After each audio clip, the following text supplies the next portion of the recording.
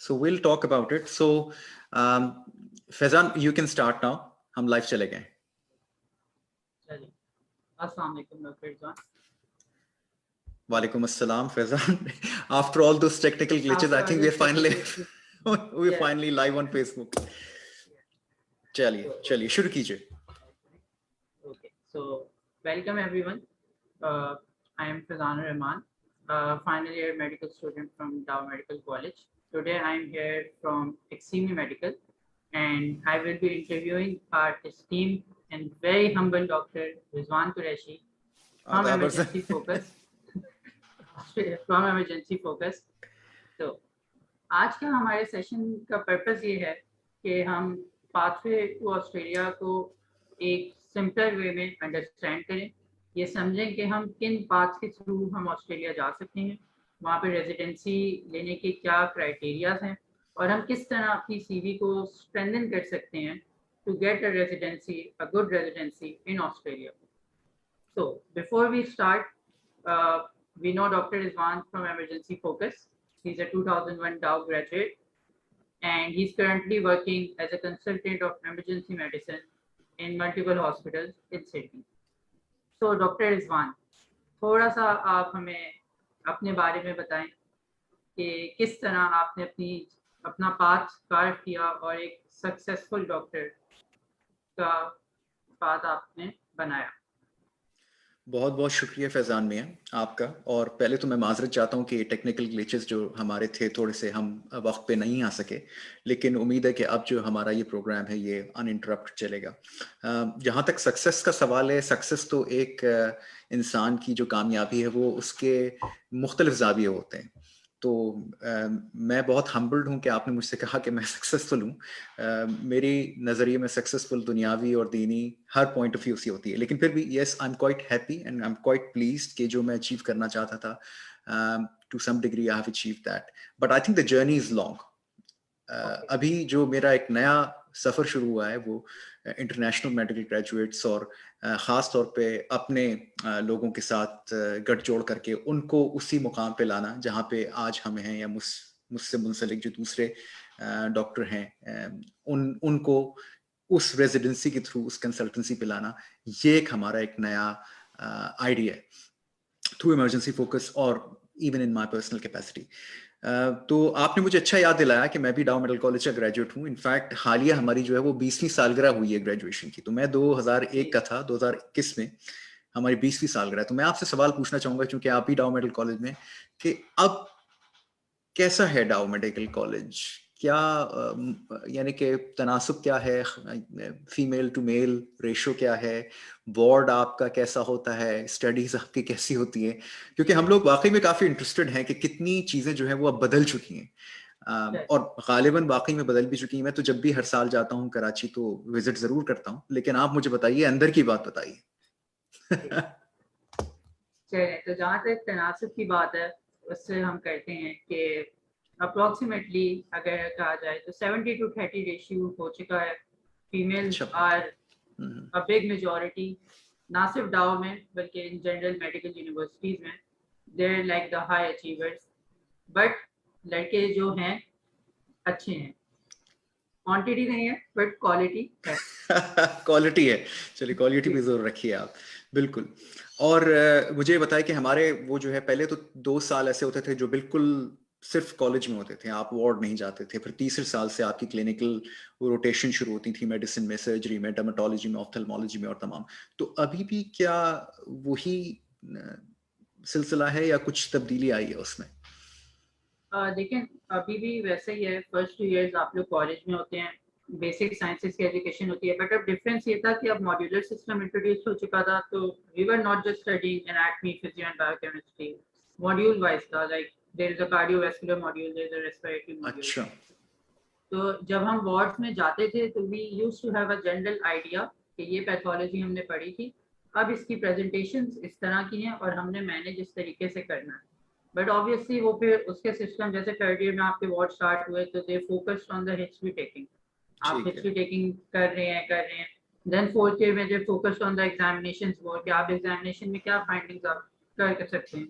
And then finally अब मैं final year में हूँ, तो वो कहते हैं कि after history and examination tell us how will you manage the patient. तो अच्छा, काफी एक बिल्कुल स्टेप अप वो है। बिल्कुल, और इसी के ऊपर सारी एम्फेसिस है, क्योंकि यही एक तसलसल है जो कि आपको लेकर के चलना है। जब आप जी फाइनल ईयर मेडिकल स्टूडेंट होते हैं, फिर इंटर्नशिप करते हैं, फिर रेजिडेंट ईयर्स करते हैं, और जितना आपकी अच्छी फाउंडेशन होती है फाइनल ईयर जी की, उतनी आपको आसानियां होती हैं आके अपने लाइसेंसिंग एग्जाम में, आपके पार्ट 1 एग्जाम्स में, और तमाम वो सब कुछ। एक ट्रेंड, मैं आपका वक्त ले रहा हूँ थोड़ा सा, मैं माजरत चाहता हूँ, एक नहीं ट्रेंड मैं नहीं और आपसे बिल्कुल। सवाल करना चाहूंगा जी कि मैंने देखा है अब जो मेडिकल स्टूडेंट्स हैं वो काफी, क्या कहना चाहिए उसे, कि वो एक्स्ट्रा गैर गैर तालीमी सरगर्मियां, एक्स्ट्रा जी करिकुलर एक्टिविटीज में जो है वो काफी एक्टिव हैं। तो आप जी मुझे कुछ हवाला दे रहे थे कि एक प्रिंसिपल आए थे, और मैं समझता हूँ कि इस पॉइंट को जरा सा अगर आप उजागर करें तो उसकी मैं कुछ एम्फिसिस, आपको इसकी अहमियत मैं कुछ और बताऊं फिर। अच्छा चलिए, देखिए सबसे पहले तो मैं ये कहूँगा कि डाउ मेडिकल कॉलेज में जब हमारा एडमिशन भी हुआ था, तो उस टाइम भी एट द मोमेंट बहुत सोसाइटीज थी।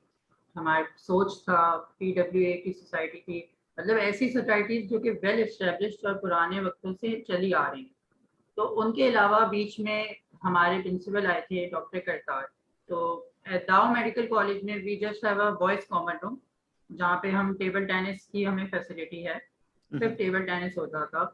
बट फिर हमने उनसे परमिशन ली, तो हमने लेक्चर हॉल्स के बाहर हमने वॉलीबॉल के नेट्स लगाए, ठीक and है। we started playing volleyball there in certain timings, in hmm. certain timings, hmm. Class की टाइमिंग्स में नहीं, in certain timings हमारे गैप्स में बीच में, क्योंकि डाओ में एक annually we have a sports week which is like a big deal in Dow right now, and उसमें लाइक अभी डाओ का एक मेन कैंपस है सिविल हॉस्पिटल, एक दूसरा कैंपस है ओझा जो कि सिटी साइड पे है। तो एक बहुत ही मेजर कम्पेटिटिवनेस होती है मुख्तलिफ डिपार्टमेंट्स के बीच में। जैसे डाओ मेडिकल कॉलेज जो है एमबीबीएस वाले, वो डीएमसी है, फिर आईपीएमआर वगैरह, तो बहुत ही उन्होंने एक प्रॉपर सिस्टम बनाया हुआ है।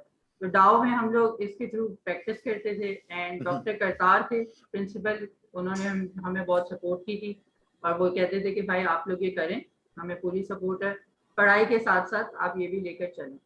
ठीक उसके है। अलावा हमारे साथ के कुछ स्टूडेंट्स से कुछ ऑनलाइन मेंशन, स्पेशली D22 से, उन्होंने अपनी एनजीओज और सोसाइटीज क्रिएट की। उसमें से एक जो ऑनलाइन मेंशन है हमारा मुस्तकबिल हो गई, या एक्सीमी मेडिकल जिस तरह आप देख लें, तो बहुत सारी सोसाइटीज और बहुत वो भी। एंड आई थिंक जो मेन पर्पज हमारा माइंड में था वो ये था कि आने वाले वक्तों में, या जैसे अभी भी हम देखते हैं, medical education and your MBBS won't be enough to give your CV enough weightage। Like जो हमें हमारे सीनियर्स बता रहे हैं जो जॉब हंटिंग पे अभी हैं, हम्म। दे से कि आपके जो एक्स्ट्रा आवर्स हैं दे काउंट अ लॉट, वो किसी भी चीज में हो सकते हैं। तो अब आप इस चीज पे हमें और थोड़ी सी रोशनी डाल के बताएं बिल्कुल, इट कि विल बी क्या माय ये बात प्लेजर। सही है। It will be my pleasure. तो बिल्कुल आपने बात जो आपने कही है बिल्कुल सही है, कि आपके जो क्रेडेंशियल्स हैं, प्रोफेशनल क्रेडेंशियल्स, देखें आप जो भी काम कर रहे हैं, तालीमी सरगर्मियां तो हैं ही, उसमें आपकी डिस्टिंक्शन आती है, उसमें आप कितनी अच्छी तरह से पढ़ाई करते हैं, कितनी अच्छे से अपने आप को अप्रोच करते हैं और कंडक्ट करते हैं, that is given, that is a mandatory requirement, that is an essential requirement towards getting a licence. लेकिन जब आप एक ऐसे सिनारियो में हैं जहां एक जॉब के लिए 100 एप्लीकेंट्स हैं, तो क्या आप मजीद अपने आप को किस तरह से उजागर कर सकते हैं अपने सीवी को? देखें, सीवी के ऊपर मैं वर्कशॉप्स करता हूँ, इंटरव्यू के ऊपर वर्कशॉप्स करता हूँ, तो मैं हमेशा अपने पार्टिसिपेंट से ये बोलता हूँ कि कोई 4 स्किल्स ऐसी हैं जिसके ऊपर तमाम दारोमदार होता है आपकी रिक्रूटमेंट का।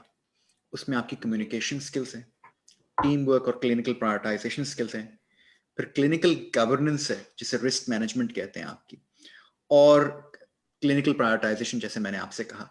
तो ये जो टीम वर्क कोलैबोरेशन जो है ना, ये आप इसको बड़े अच्छे तरीके से उजागर कर सकते हैं कि अगर आप किसी एनजीओ के साथ काम कर रहे हैं, पीडब्ल्यू हो गया, सोच हो गया, आपका एक्सीबी मेडिकल हो गया, कि आप एक लीडिंग या लीडरशिप रोल में थे जहां पे आप ऑर्गेनाइज करते थे इस तरह के ऑनलाइन लेक्चर्स या इस तरह के ऑनलाइन ट्यूटोरियल्स, और उससे काफी सारे लोग मुस्तफीद होते थे। तो I think this is that extra bit which helps. साथ में आप जो हैं दूसरे मेडिकल स्टूडेंट्स की हेल्प कर रहे हैं जो कि आपके जूनियर्स हैं through your YouTube channel and whatsoever. So I think that goes on showing that you are taking that medical education aspect seriously. जब मैं कंसल्टेंट पोस्ट के लिए इंटरव्यू कर रहा था तो वहां पे लोगों ने जब फीडबैक मुझे प्रोवाइड किया वहां पे जो डायरेक्टर ने, तो वो कहते हैं कि हर कोई ये कहता है कि I am interested in teaching, लेकिन इसका मानी क्या है ये कोई हमको बता नहीं पा रहा है कि आपका टीचिंग से क्या मुराद है। टीचिंग तो कुछ भी हो सकती है, आप बेड साइड टीचिंग कर रहे हैं, आप क्लिनिकल टीचिंग कर रहे हैं एक क्लासरूम के अंदर, आप ऑनलाइन टीचिंग कर रहे हैं, लेकिन आपकी सोच जो आपकी जो ऑर्गेनाइजेशन है वो क्या है, यानी कि आपने किस तरह से टीचिंग ऑर्गेनाइज किया हुआ, क्या आप कमिटेड हैं इसको। एडहॉक बेसिस पे टीचिंग करना टीचिंग नहीं है। टीचिंग वो है जो आप एक तसलसल के साथ कि भाई मैंने आप पूरी जिम्मेदारी ली है फिजियोलॉजी की, कार्डियोवैस्कुलर सिस्टम की, जिसको हमने ब्रेक डाउन किया है 8 sessions over a duration of 3 months, जिसके अंदर पहले सेशन में इतने स्टूडेंट, दूसरे सेशन में इतने स्टूडेंट, तीसरे, पांचवें, चौथे सेशन में, इस तरह से हमारा एक पूरा एक ऑर्गेनाइजेशन चली। और ये सिर्फ 1 साल या 6 महीने का काम नहीं था, ये फिर हमने मुतवातर करते रहे, तो आपका एक पोर्टफोलियो बन गया। ओके, क्या बन गया? पोर्टफोलियो। जब आपका एक पोर्टफोलियो। हाँ, जब आपका एक पोर्टफोलियो बन जाता है ना, then you can add that to your CV. अब उसकी क्रेडिबिलिटी आ गई है, उसके अंदर एक वेटेज आ गई है, और जो भी, भले आप पाकिस्तान में हो, भले आप बाहर आना चाहें, ये चीजें जो है ना अब एविडेंस मांगती हैं। गॉन आर द डेज जब आप कहते थे मैं टीचिंग में इंटरेस्टेड हूं, मैं पीडब्ल्यूए में इंटरेस्टेड हूं, मैं फिलैंथ्रोपिक वर्क कर रहा हूं। अब आप एविडेंस प्रोवाइड करें, और एविडेंस ऐसी वैसी नहीं होनी चाहिए सरसरी तौर पे, वो बिल्कुल कोर लेवल पे होनी चाहिए कि भाई आप किस रोल में थे, क्या आपकी प्रोमोशनल एक्टिविटीज थी, क्या आपकी ऑर्गेनाइजेशनल स्किल्स थी, क्या आपका टीम वर्क था, क्या आपकी कोलैबोरेशन थी, आपका रोल उसमें फ्रेमवर्क में कहां था। तो I think that is important, because जैसे जैसे आप अपने मेडिकल करियर में आगे बढ़ेंगे, आपको ये पता चलेगा एक डॉक्टर की जो जॉब है वो कितनी मल्टी फैसेटेड है। उसके अंदर पेशेंट को देखना, पेशेंट के रिलेटिव से बात करना, फिर उनकी एक पूरी मैनेजमेंट को प्लान करना, फिर साथ में आपके साथ जो मेडिकल स्टूडेंट्स हैं, रजिस्ट्रार्स हैं, रेजिडेंट्स हैं, उनको टीच करना, उनकी टीचिंग को ऑर्गेनाइज करना, ये तमाम आपका एक पोर्टफोलियो बन रहा है। तो अगर आप ये एविडेंस मुझे देते हैं अपनी मेडिकल एप्लीकेशन फॉर्म में कि आपकी पोर्टफोलियो सेंस है, तो फिर मैं कीन हूंगा कि मैं आपको शॉर्टलिस्ट करूं कि देखें ये बात जो है इनके पास एविडेंस है, ये काम कर चुके। तो बस मैं यही कहना चाह रहा था कि एक्स्ट्रा करिकुलर एक्टिविटीज जो आप लोग कर रहे हैं ये बहुत अच्छी बात है और बिल्कुल उसको करना चाहिए। Gone are the days when you were just MBBS and internship, क्योंकि वो तो हर कोई है, वो तो बेसिक क्वालिफिकेशन की रिक्वायरमेंट है ही आपसे, ठीक है, लेकिन आगे मजीद आप क्या कर रहे हैं वो चीज है जो आपको आगे लेकर के जाएगी। ठीक है, तो चलें फैजान मियां आगे चलते हैं। आप कुछ सवालात करने चाह रहे थे मुझसे? तो नहीं डॉक्टर रिजवान, पोर्टफोलियो पे तो हम आपसे काफी डिटेल में बात करेंगे कि कैसे बनाना है एक अच्छा portfolio, but before we start, ठीक है, before we take a deep dive into exploring the depths and dimensions of this AMC iceberg, आप थोड़ा सा हमें ये बताएं कि how is life in Australia, like you've been there for a long time, how are the working conditions and how is it different from Pakistan, like we know there are differences but like from someone who's experienced it firsthand. अच्छा देखें, उसमें बात करते हैं हम इसको दो जावियों से देखते हैं, एक प्रोफेशनल और एक पर्सनल। ठीक है, मेरे ख्याल से किसी भी डॉक्टर के लिए, एस्पायरिंग मेडिकल स्टूडेंट के लिए या एस्पायरिंग डॉक्टर जो कि ओवरसीज माइग्रेट करना चाह रहे हैं, उसके लिए यही दो इंपॉर्टेंट। प्रोफेशनल जहां तक आपका ताल्लुक है तो आप कुछ टारगेट्स होते हैं। जब आप अपना फाइनल ईयर MBBS कंप्लीट करते हैं, अपना हाउस जॉब कंप्लीट करते हैं, तो आपका टारगेट ये होता है कि अब मुझे पोस्ट ग्रेजुएशन अपनी स्टार्ट करनी है। तो वो पोस्ट ग्रेजुएशन मैंने पाकिस्तान में करनी है, मैंने यूके में करनी है, मैंने अमेरिका में करनी है, मैंने कहीं और करनी है, या फिर मैंने ऑस्ट्रेलिया में करनी है। अभी तक इसका कोई इतना प्रॉपर अवेयरनेस मैं नहीं समझता कि इतनी है कि एक अमाउंट में यहाँ पे लोग, ज्यादातर लोग जो हैं वो USMLE या फिर प्लैब के रूट को परसू करते हैं। तो प्रोफेशनली यहाँ पे पॉसिबिलिटी है कि आप अपने आप को ट्रेन कर सकें किसी भी पोस्ट ग्रेजुएशन प्रोग्राम में, भले वो मेडिसिन एंड लाइट के हों, क्रिटिकल केयर के हों, सर्जरी के हों, गायनेकोलॉजी के हों, पीडियाट्रिक्स के हों, जनरल प्रैक्टिस के हों, यहाँ पे वो तमाम फ्रेमवर्क्स मौजूद हैं पोस्ट ग्रेजुएशन के।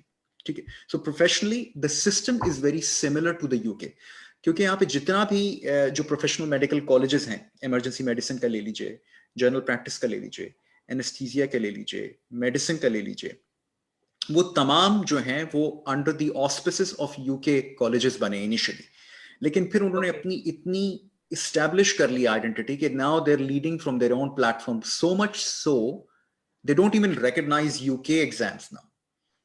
ठीक है, तो ये एक अपनी राइट में एक यूनानिमस एक वो बन गया है, पोस्ट ग्रेजुएशन हब और डेस्टिनेशन सी बन गई है। हालांकि कुछ एक्रेडिटेशन जो है वो म्यूचुअली अग्रीएबल हैं, कुछ उसके अंदर आपके अलाउंसेस हैं कि अगर आप यूके में जीपी हैं तो यहाँ पे जीपी बन सकते हैं, यूके में इमरजेंसी फिजिशियन है तो यहाँ बिल्कुल हैं, लेकिन फिर भी यहाँ का एक अपना पोस्ट ग्रेजुएशन।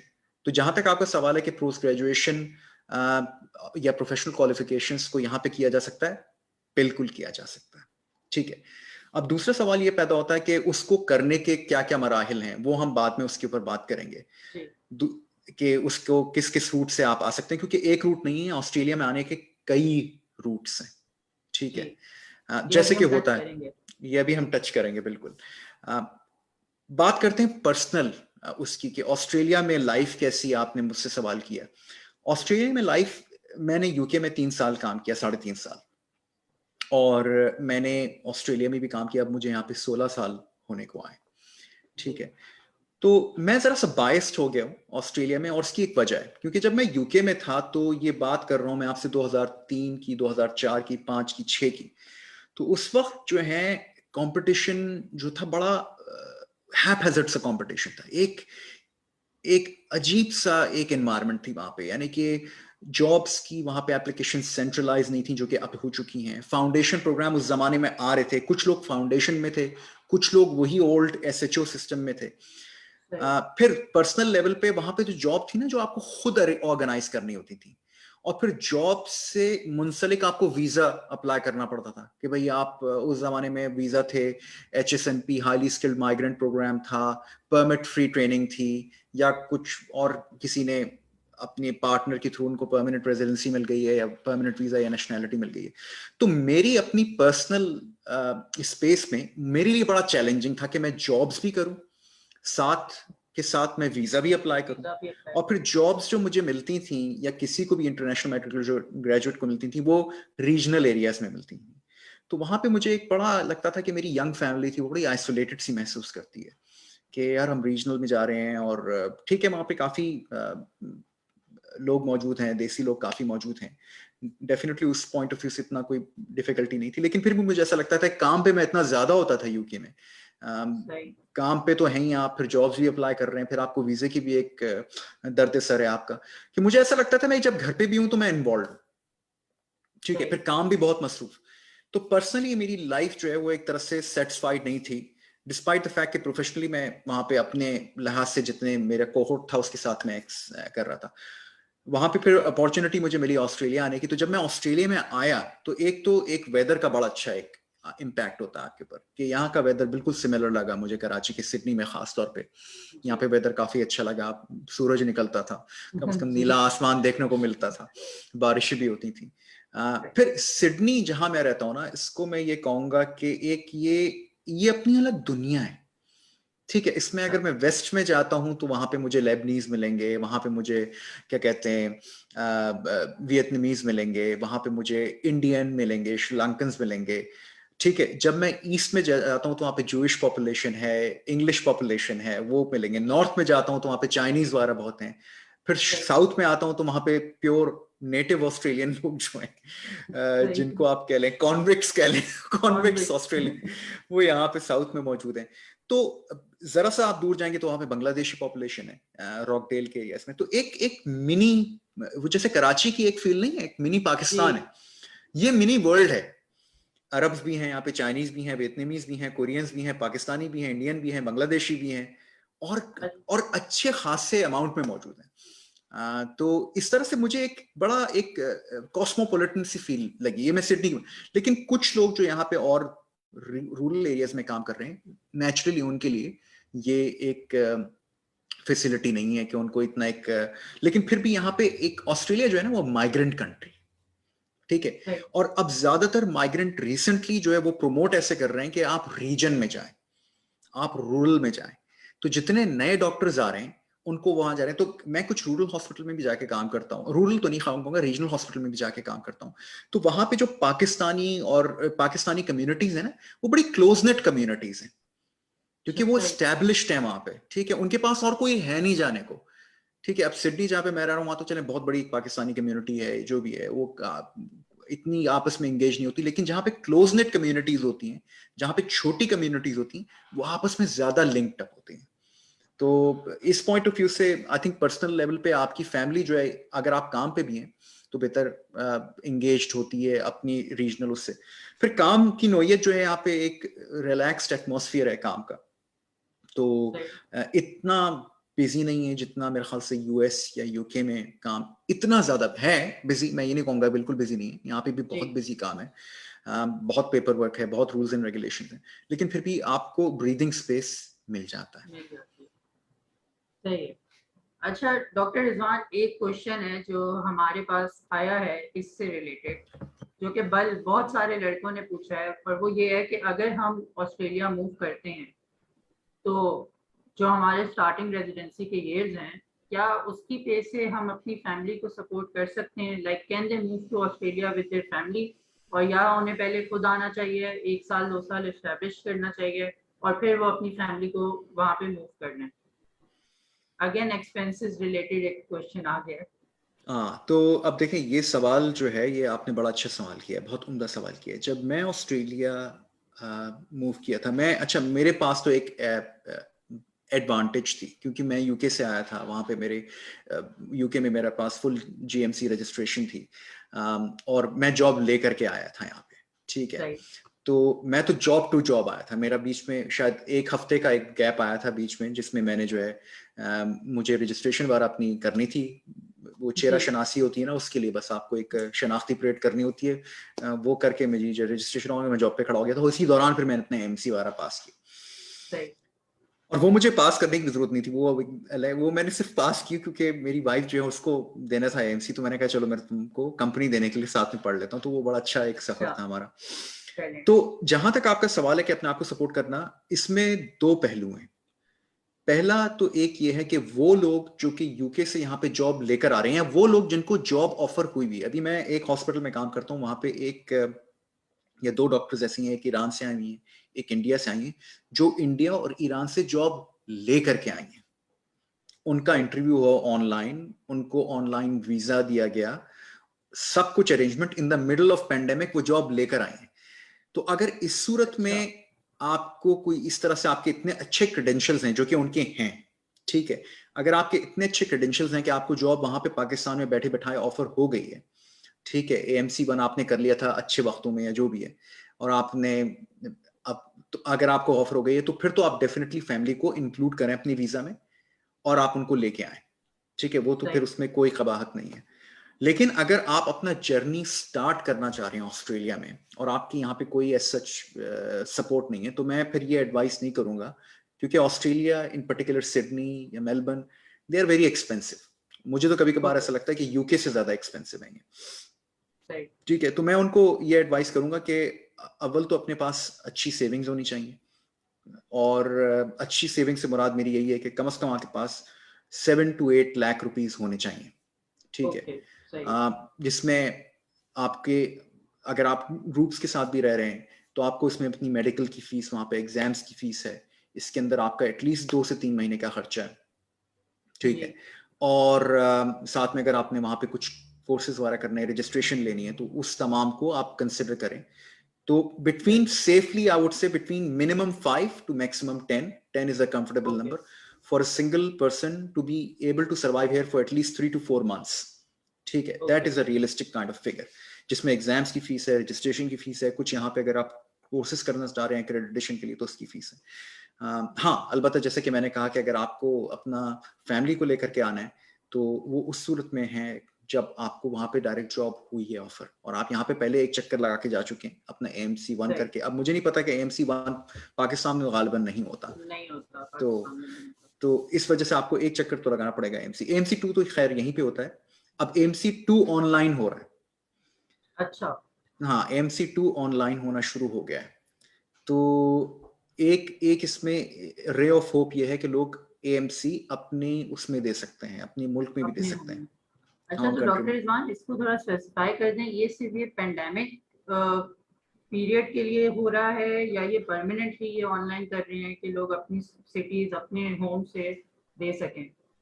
देखिए, हुआ ये है इसमें कि पेंडेमिक के दौरान एक बहुत बड़ा बैकलॉग क्रिएट हो गया। फेस टू फेस एग्जाम मुमकिन नहीं है, इतना बड़ा बैकलॉग है कि फेस टू फेस एग्जाम वो कर ही नहीं सकते। ठीक है, ओके। तो इतने बड़े बैकलॉग को निकालने के लिए उन्होंने ऑनलाइन और फेस टू फेस तो आप पॉसिबल नहीं है, क्योंकि मेलबर्न में AMC सेंटर है, वहां पे फेस टू फेस एग्जाम तो हो नहीं रहा है, तो ऑनलाइन ही चल रहा है। तो ऑब्वियसली पेंडेमिक के साथ इसकी एक एसोसिएशन है, और मेरे ख्याल से एक एडवांटेज है कि लोग इसको मुख्तलिफ जगह से अटेम्प्ट कर सकते हैं, provided they have got date. तो डेफिनेटली इसको अवेल करना चाहिए। और मेरा अपना ज़ाती ये ख्याल है कि कभी कम से कम साल 1.5 साल ये चलेगा अभी, क्योंकि बैकलॉग इतना ज़्यादा है कि मैं नहीं समझता कि वो इन पर्सन फुली रिजम्पशन कर सकें उसकी उस नंबर को एंटरटेन करने के लिए, जो कि नंबर का बैकलॉग जो जितने लोग हैं उनको वो फेस टू फेस करवा सकें 1-1.5 साल के अंदर अंदर। I don't think that's possible. So I think it's a good opportunity for anyone who's done the AMC and who are back in Pakistan or India or Bangladesh or wherever they come from to apply online and do it from their home country. चलें, ठीक है, तो ये आपने बहुत अच्छे से clarify कर दिया एक्सपेंसेस का एंड AMC 2 का। तो अब हम डॉक्टर रिजवान हम थोड़ा सा आगे चलते हैं। अगेन पाथवे डिस्कस करने से पहले एक क्वेश्चन बहुत कॉमनली आता है, और अब तो पहले तो फाइनल ईयर वाले स्टूडेंट्स पूछते थे, अब तो थर्ड ईयर फोर्थ ईयर वाले भी पहले से पूछते हैं कि अगर हमें AMC करना है या फ्लैप करना है, तो ये जो अभी हमारे साल हैं third year fourth year final year के, या हाउस जॉब इंटर्नशिप ईयर जो है, इसमें हम ऐसा क्या कर सकते हैं, कोर्सेज हो जाए, रिसर्च हो जाए, जिससे हमारी CV स्ट्रांग हो जाए AMC पे अप्लाई करने से पहले? बहुत अच्छा सवाल है फैजान मियाँ ये, और ये मेरे ख्याल से एक बहुत ही निगलेक्टेड इशू है। और मैंने अक्सर देखा है कि यहाँ पे लोग आके जो स्ट्रगल करते हैं, और वो स्ट्रगल जो है सालों तक एक्सटेंड करती है उनकी, सालों। ठीक है, उसमें वो ऑड जॉब्स कर रहे हैं, अपने आप को सपोर्ट कर रहे हैं और सब कुछ, लेकिन जॉब नहीं मिल रही है। एक तो जो बेसिक कॉन्सेप्ट आपको अपने जहन में रखना है ना, कोई भी स्टूडेंट यहाँ पे आना चाहिए, कोई भी डॉक्टर आना चाह रहा है, पहले तो ये कॉन्सेप्ट रख लें कि आप कोशिश करें हद्दुल इम्कान के आपके CV में गैप ना हो, आप जॉब टू जॉब आए। ठीक है, 6 माह तक का तो गैप मैं समझता हूं कि आप जस्टिफाई कर सकते हैं। उसके ऊपर अगर कोई गैप आ जाता है ना, तो फिर उसको जस्टिफाई करने के लिए आपको बड़े पापड़ बेलने पड़ते हैं, और वो पापड़ बेलने वाली जो बात है ना, वो एक्सपेंसिव पापड़ होते हैं ऑस्ट्रेलिया में। पाकिस्तान में तो फिर भी सस्ते होते हैं। और फिर एक बात और भी है यहाँ पे, अगर आपका 1 साल से ऊपर अरसा गुजर जाए, 2-3 साल से, फिर यहाँ पे ऑस्ट्रेलिया वाले कहते हैं कि आप अपने मुल्क से रीसेंसी का सर्टिफिकेट लेकर आए, क्योंकि आपने इतने अरसा मेडिकल प्रैक्टिस की ही नहीं है, तो अब आपको रजिस्ट्रेशन के लिए, यहाँ पे रजिस्टर होने के लिए रीसेंसी चाहिए होगी। तो पहली बात, कोशिश ये करें कि आपके CV में कभी गैप ना आए। आपने अपनी हाउस जॉब की, फौरन आपके पास रेजिडेंट आया, रेजिडेंट 1, 2, 3, उसमें गैप ना आए, मुसलसल आप एंगेज रहें। दूसरी बात, जहां तक प्रोफेशनल क्रेडेंशियल्स बिल्डिंग की है ना, तो आप ये याद रखें कि पहले एक जमाना होता था, आज से 20 साल पहले या 25 साल पहले, हमारे दौर में भी वो जमाना शुरू हो चुका था कि सिर्फ MBBS होना काफी नहीं है, और अब तो वाकई नहीं है काफी। अगर आपके पास सिर्फ MBBS है और कुछ भी नहीं है ना, तो फिर तो आप तैयार रहें मेंटली कि आपको यहाँ पे आके बड़े पापड़ बेलने, बहुत मेहनत करनी है, और बहुत टाइम भी वेस्ट होगा आपका। तो अपने आप को जिस तरह से, जैसे कि मैंने आपसे बात की थी, आप इंप्रूव कर सकते हैं during your medical student years. जैसे कि आपकी बात हुई, हमारी बात हुई एक्स्ट्रा करिकुलर एक्टिविटीज की, स्पोर्ट्स की, फिलैंथ्रोपी की। टारगेट करें आप उसको कि वो मेरा एडहॉक नहीं है, वो मेरा एक कंसोलिडेटेड एक्सपीरियंस है। उसके आपके पास सर्टिफिकेट्स हो, अगर कोई स्पोर्ट्स है उसके अंदर आपका कोई रोल हो कि मैं एक पोजीशन पे खेलता था या मैं अंडर दिस क्रिकेट खेलता था, एक आपकी रिप्रेजेंटेशन हो। मैं भी हालिया एक मैंने एग्जांपल दी थी कि हमारे एक डॉक्टर थे जानने वाले, उनको मैंने पिछले भी दिनों एक बात हो रही थी साहब से, तो उनको भी मैंने बताया था कि वो क्रिकेट खेला करते थे पाकिस्तान में और अच्छे लेवल पे क्रिकेट खेला करते थे। इंटरव्यू में जो इंटरव्यू पैनलिस्ट था उसने पूछ लिया उनसे कि भाई आपकी और क्या मशागिल हैं, तो उन्होंने बोला मैं क्रिकेट खेलता हूँ। तो वो इंटरव्यू पैनलिस्ट का जो बेटा था वो क्रिकेट खेलता था रीजनल लेवल पे। यहाँ पे ऑस्ट्रेलिया में स्पोर्ट्स जो है बड़ा सीरियसली लिया जाता है। जी उन्होंने जो है उनको क्विज किया क्रिकेट में कि भाई तुम्हारी कौन सी पोजीशन पे खेलते हो, क्या तुम्हारी अचीवमेंट्स, उन्होंने सब बताया और वो अच्छे लेवल पे क्रिकेट खेलते, उनको जॉब मिल गई इमरजेंसी में। अभी मैं ये नहीं कहता हूँ कि क्रिकेट की वजह से मिली, लेकिन that was certainly an added advantage over the rest of the candidate. तो ये एक एग्जांपल, अगर आप स्पोर्ट्स को परस्यू कर रहे हैं तो डोंट जस्ट से कि मैं एक स्पोर्ट्स करता हूं साल में एक हफ्ते के एंड में। कोई ऐसी एक्टिविटीज आप लोग मिलके बनाएं आपस में, सारे स्टूडेंट के, यार देखो स्पोर्ट्स जो है वो आपका मेंटल इफेक्ट भी उसका अच्छा है, फिजिकल इफेक्ट भी अच्छा है। क्यों ना हम बजाय एक हफ्ता करें, हम अपने प्रिंसिपल से बात करके एक टूर्नामेंट रख दें सीजनल। ठीक है, फर्स्ट क्वार्टर में हमारा है, सेकंड क्वार्टर में, थर्ड क्वार्टर में, फोर्थ क्वार्टर में, बीच में एक एग्जाम क्वार्टर में आप ब्रेक दे दें, लेकिन एक कंसिस्टेंट स्पोर्ट्स एक्टिविटी होनी चाहिए यूनिवर्सिटी में डेफिनेटली, ताकि आप उसको अपने सीवीज में इंक्लूड कर सकें कि मैं इस पोजीशन पे खेलता था, मैं अपनी कॉलेज टीम के साथ में। अगर आपका कोई डिबेटिंग कंपटीशन है या डिबेटिंग सोसाइटी है, ड्रामा सोसाइटी है, ये कम्युनिकेशन स्किल्स का बहुत अहम जुज है। ठीक है, तो अगर आपके अपनी यूनिवर्सिटी में, अपने कॉलेज में कोई ऐसी एसोसिएशन है, आप इसको फॉर्मलाइज कराएं, अपने यूनिवर्सिटी के चार्टर से इंक्लूड कराएं, आप उसको उसकी वेबसाइट बनाएं। मैंने बताया ना कि बात सारी एविडेंस के ऊपर है अब, कि आप कह तो रहे हैं कि मैं ड्रामेटिस्ट सोसाइटी में काम करता था, पीडब्ल्यू में काम करता था, मैं स्पोर्ट्स भी खेलता था, that does not mean anything. अब लोग कहते हैं सबके पास इंटरनेट मौजूद है, वो खट से आपको इंटरनेट पे लगाएंगे, वो देख लेंगे कि यार बात तो आप कर रहे हैं लेकिन एविडेंस कोई नजर नहीं आ रही। तो एविडेंस होनी चाहिए। अच्छा, दूसरी बात यह जाती है कि मेडिकल एजुकेशन के बाद जब आप अपने हाउस जॉब में आते हैं तो कोशिश करें कि आपकी हाउस जॉब इतनी अच्छी हो कि उसमें आपको हम एक यहाँ पे एक ट्रेंड है कि बेस्ट इंटर्न अवार्ड मिलता है।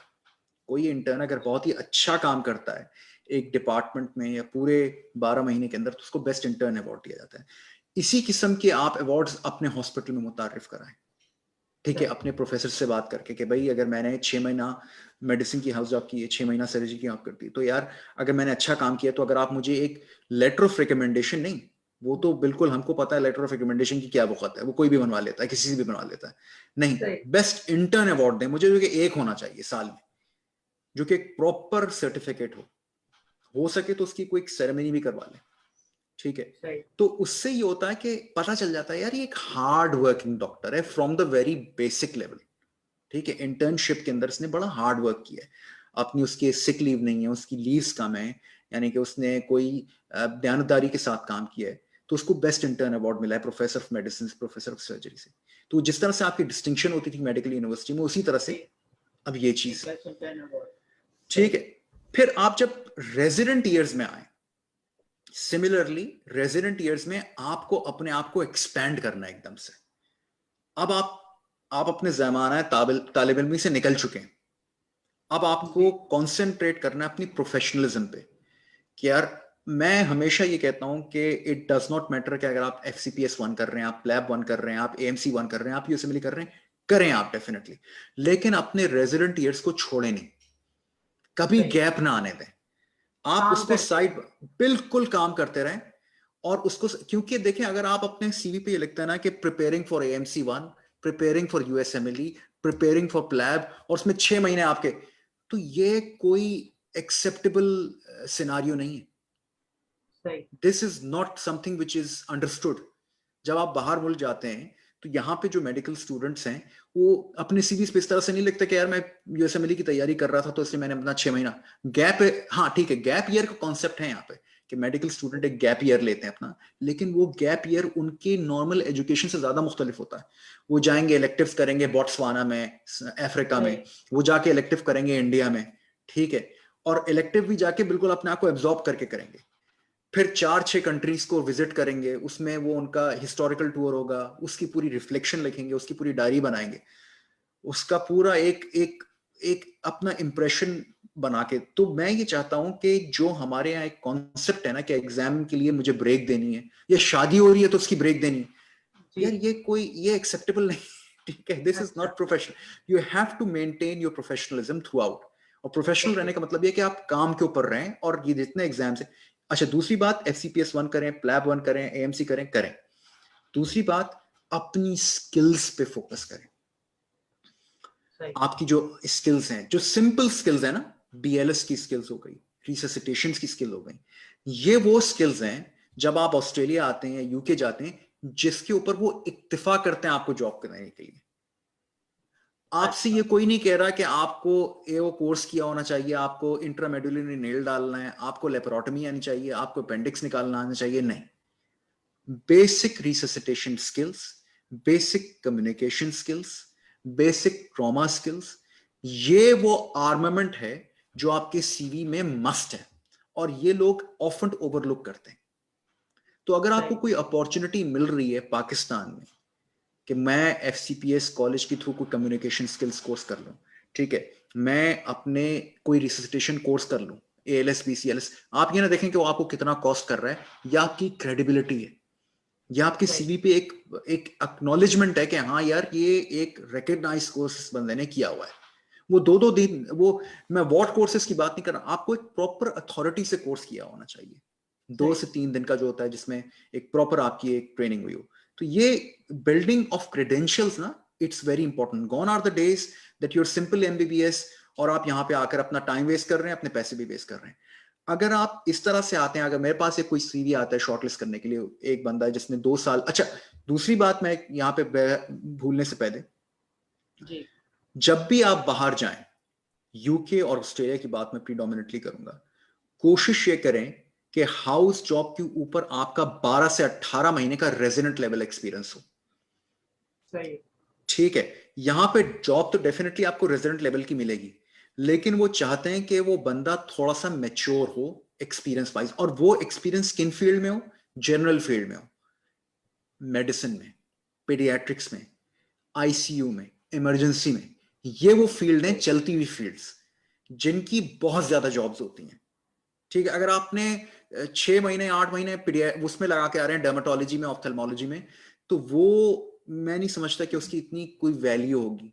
उसको फिर जस्टिफाई करना मुश्किल हो जाता है।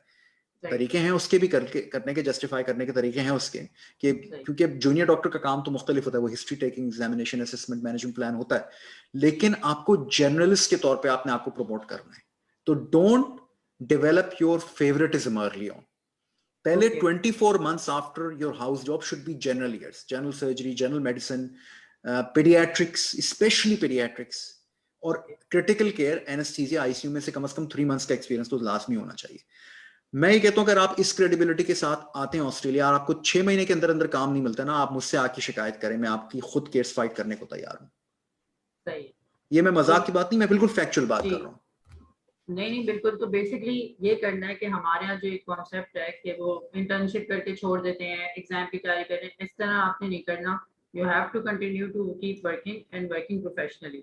और जनरल फील्ड्स में, जनरल मेडिसिन, सर्जरी, पीडियाट्रिक्स, आपकी जो बेसिक स्किल्स हैं, IV लाइन रिससिटेशन, ATI, वो आपका प्रॉपर होना चाहिए, आपको स्ट्रांगली आना चाहिए। बिल्कुल। अच्छा डॉक्टर रिजवान, यहीं पे हम एक बात ऐड कर लेते हैं। आपने रिसेशन की बात की, रिसेंसी की बात की, तो जो फीमेल्स होती हैं शादी के बाद, या जैसे कोई फीमेल शादी करके ऑस्ट्रेलिया जा रही हैं, या शादी की वजह से उनका कोई गैप आ रहा है, उन्हें क्या डिफिकल्टीज फेस करनी पड़ेंगी इसकी वजह से, इस गैप की वजह से, और वो इसको किस तरह इसका इसका मेकअप कर सकती हैं? देखिए फैजान, ये तो आपने एक ऐसा टॉपिक पूछ लिया है जिसकी एक सोशल मीनिंग बहुत है, इसका बहुत बड़ा एक सोशल इशू है, ये बहुत बड़ा। ठीक है, मेरी वाइफ भी डॉक्टर है, मेरी बहन भी डॉक्टर है, ठीक है, और ये एक अलमिया है हमारा, कह लीजिए कि वो शादी के बाद जो है प्रॉमिस तो बहुत होता है कि नहीं भैया आप अपनी एजुकेशन जारी रखें, आप अपनी जो है प्रैक्टिकल एस्पेक्ट, लेकिन फिर वो कुछ बीच में ऐसी सिलसिला होता है, माइग्रेशन होती है, वो एक कंट्री से दूसरी कंट्री आती हैं, या फिर उस कंट्री में रहते हुए भी कि वो उसको कंटिन्यू नहीं रख पाती, ज्यादातर कंटिन्यू नहीं रख पाती अपने प्रोफेशन को या एजुकेशन को। एक गैप फिर वो आ ही जाता है, बच्चे हो जाते हैं या कुछ इस तरह से गैप आ जाता है। तो देखें वो चीज तो नागुज़ीर है, उसके ऊपर बात करना फजूल है क्योंकि वो एक सोशल इशू है, उसके ऊपर हम बात नहीं कर सकते। लेकिन अब हालिया जो है ना, एक ऐसा नया ट्रेंड आना शुरू हुआ है जो कि मैं कहता हूं कि बहुत पॉजिटिव है, और वो पॉजिटिव ट्रेंड ये है कि टेलीमेडिसिन आ गई है। टेलीमेडिसिन, बिल्कुल। तो टेलीमेडिसिन जो है ना, it counts as your clinical experience. लेकिन टेलीमेडिसिन की एक एसेंशियल रिक्वायरमेंट पाकिस्तान में भी है कि आपको वो इंटर्न्स को नहीं लेते हैं, वो ये कहते हैं कि आपके पास जो है वो रेजिडेंट ईयर्स होने चाहिए, आपका रेजिडेंट लेवल एक्सपीरियंस होना चाहिए। वरना आपके पास एक्सपीरियंस क्या है, आप तो बिल्कुल, आप इंटर्न के ऊपर तो आप टेलीफोन कंसल्टेशन तो नहीं कर सकते ना। आपके पास बिल्कुल एक अच्छा आपका सॉलिड कंसोलिडेटेड एक्सपीरियंस। तो मेरी ये खवातीन से, खासतौर पे फीमेल मेडिकल स्टूडेंट्स और डॉक्टर से यही गुजारिश होगी कि देखें, कोशिश करें कि आप अपना एटलीस्ट 12 मंथ्स तो रेजिडेंट करें, by any means try to complete that. ठीक है, आप उसको पार्ट टाइम कर लें अपनी जॉब को, अगर वो आपकी 6 महीने की, उसको आप 12 महीने में कंप्लीट कर लें, हफ्ते में 2। देखें, पार्ट टाइम से मुराद क्या है? पार्ट टाइम ऑस्ट्रेलिया में, यूके में मतलब ये होता है हफ्ते में 20 घंटे। सही, हफ्ते में 20 घंटे, 20 घंटा निकालना अभी आपकी लाइफ में आपको आगे 20 साल बचाएगा आपके। ये मैं मजाक नहीं कर रहा हूं, ये मैं बिल्कुल 10 साल तो डेफिनेटली बचाएगा। ठीक है, तो आप अपने आप को पार्ट टाइम कर लें, 3 क्वार्टर कर लें, लेकिन अपने आप को आप जारी रखें। एक कम से कम 12 महीने का एक्सपीरियंस तो ले लें आप रेजिडेंट लेवल पे, अच्छी जगह पे, पब्लिक हॉस्पिटल में, टीचिंग हॉस्पिटल में, या अच्छे बिजी हॉस्पिटल में। सही। साथ में अगर आप उसको अपने किसी जनरल प्रैक्टिस क्लिनिक से आप अपने एक्रेडिट करवाना चाहते हैं अपने आप को, एक बिजी क्लिनिक में भी आप अपने आप को कर सकते हैं। उसके बाद आप टेलीमेडिसिन एंगेज कर सकते हैं।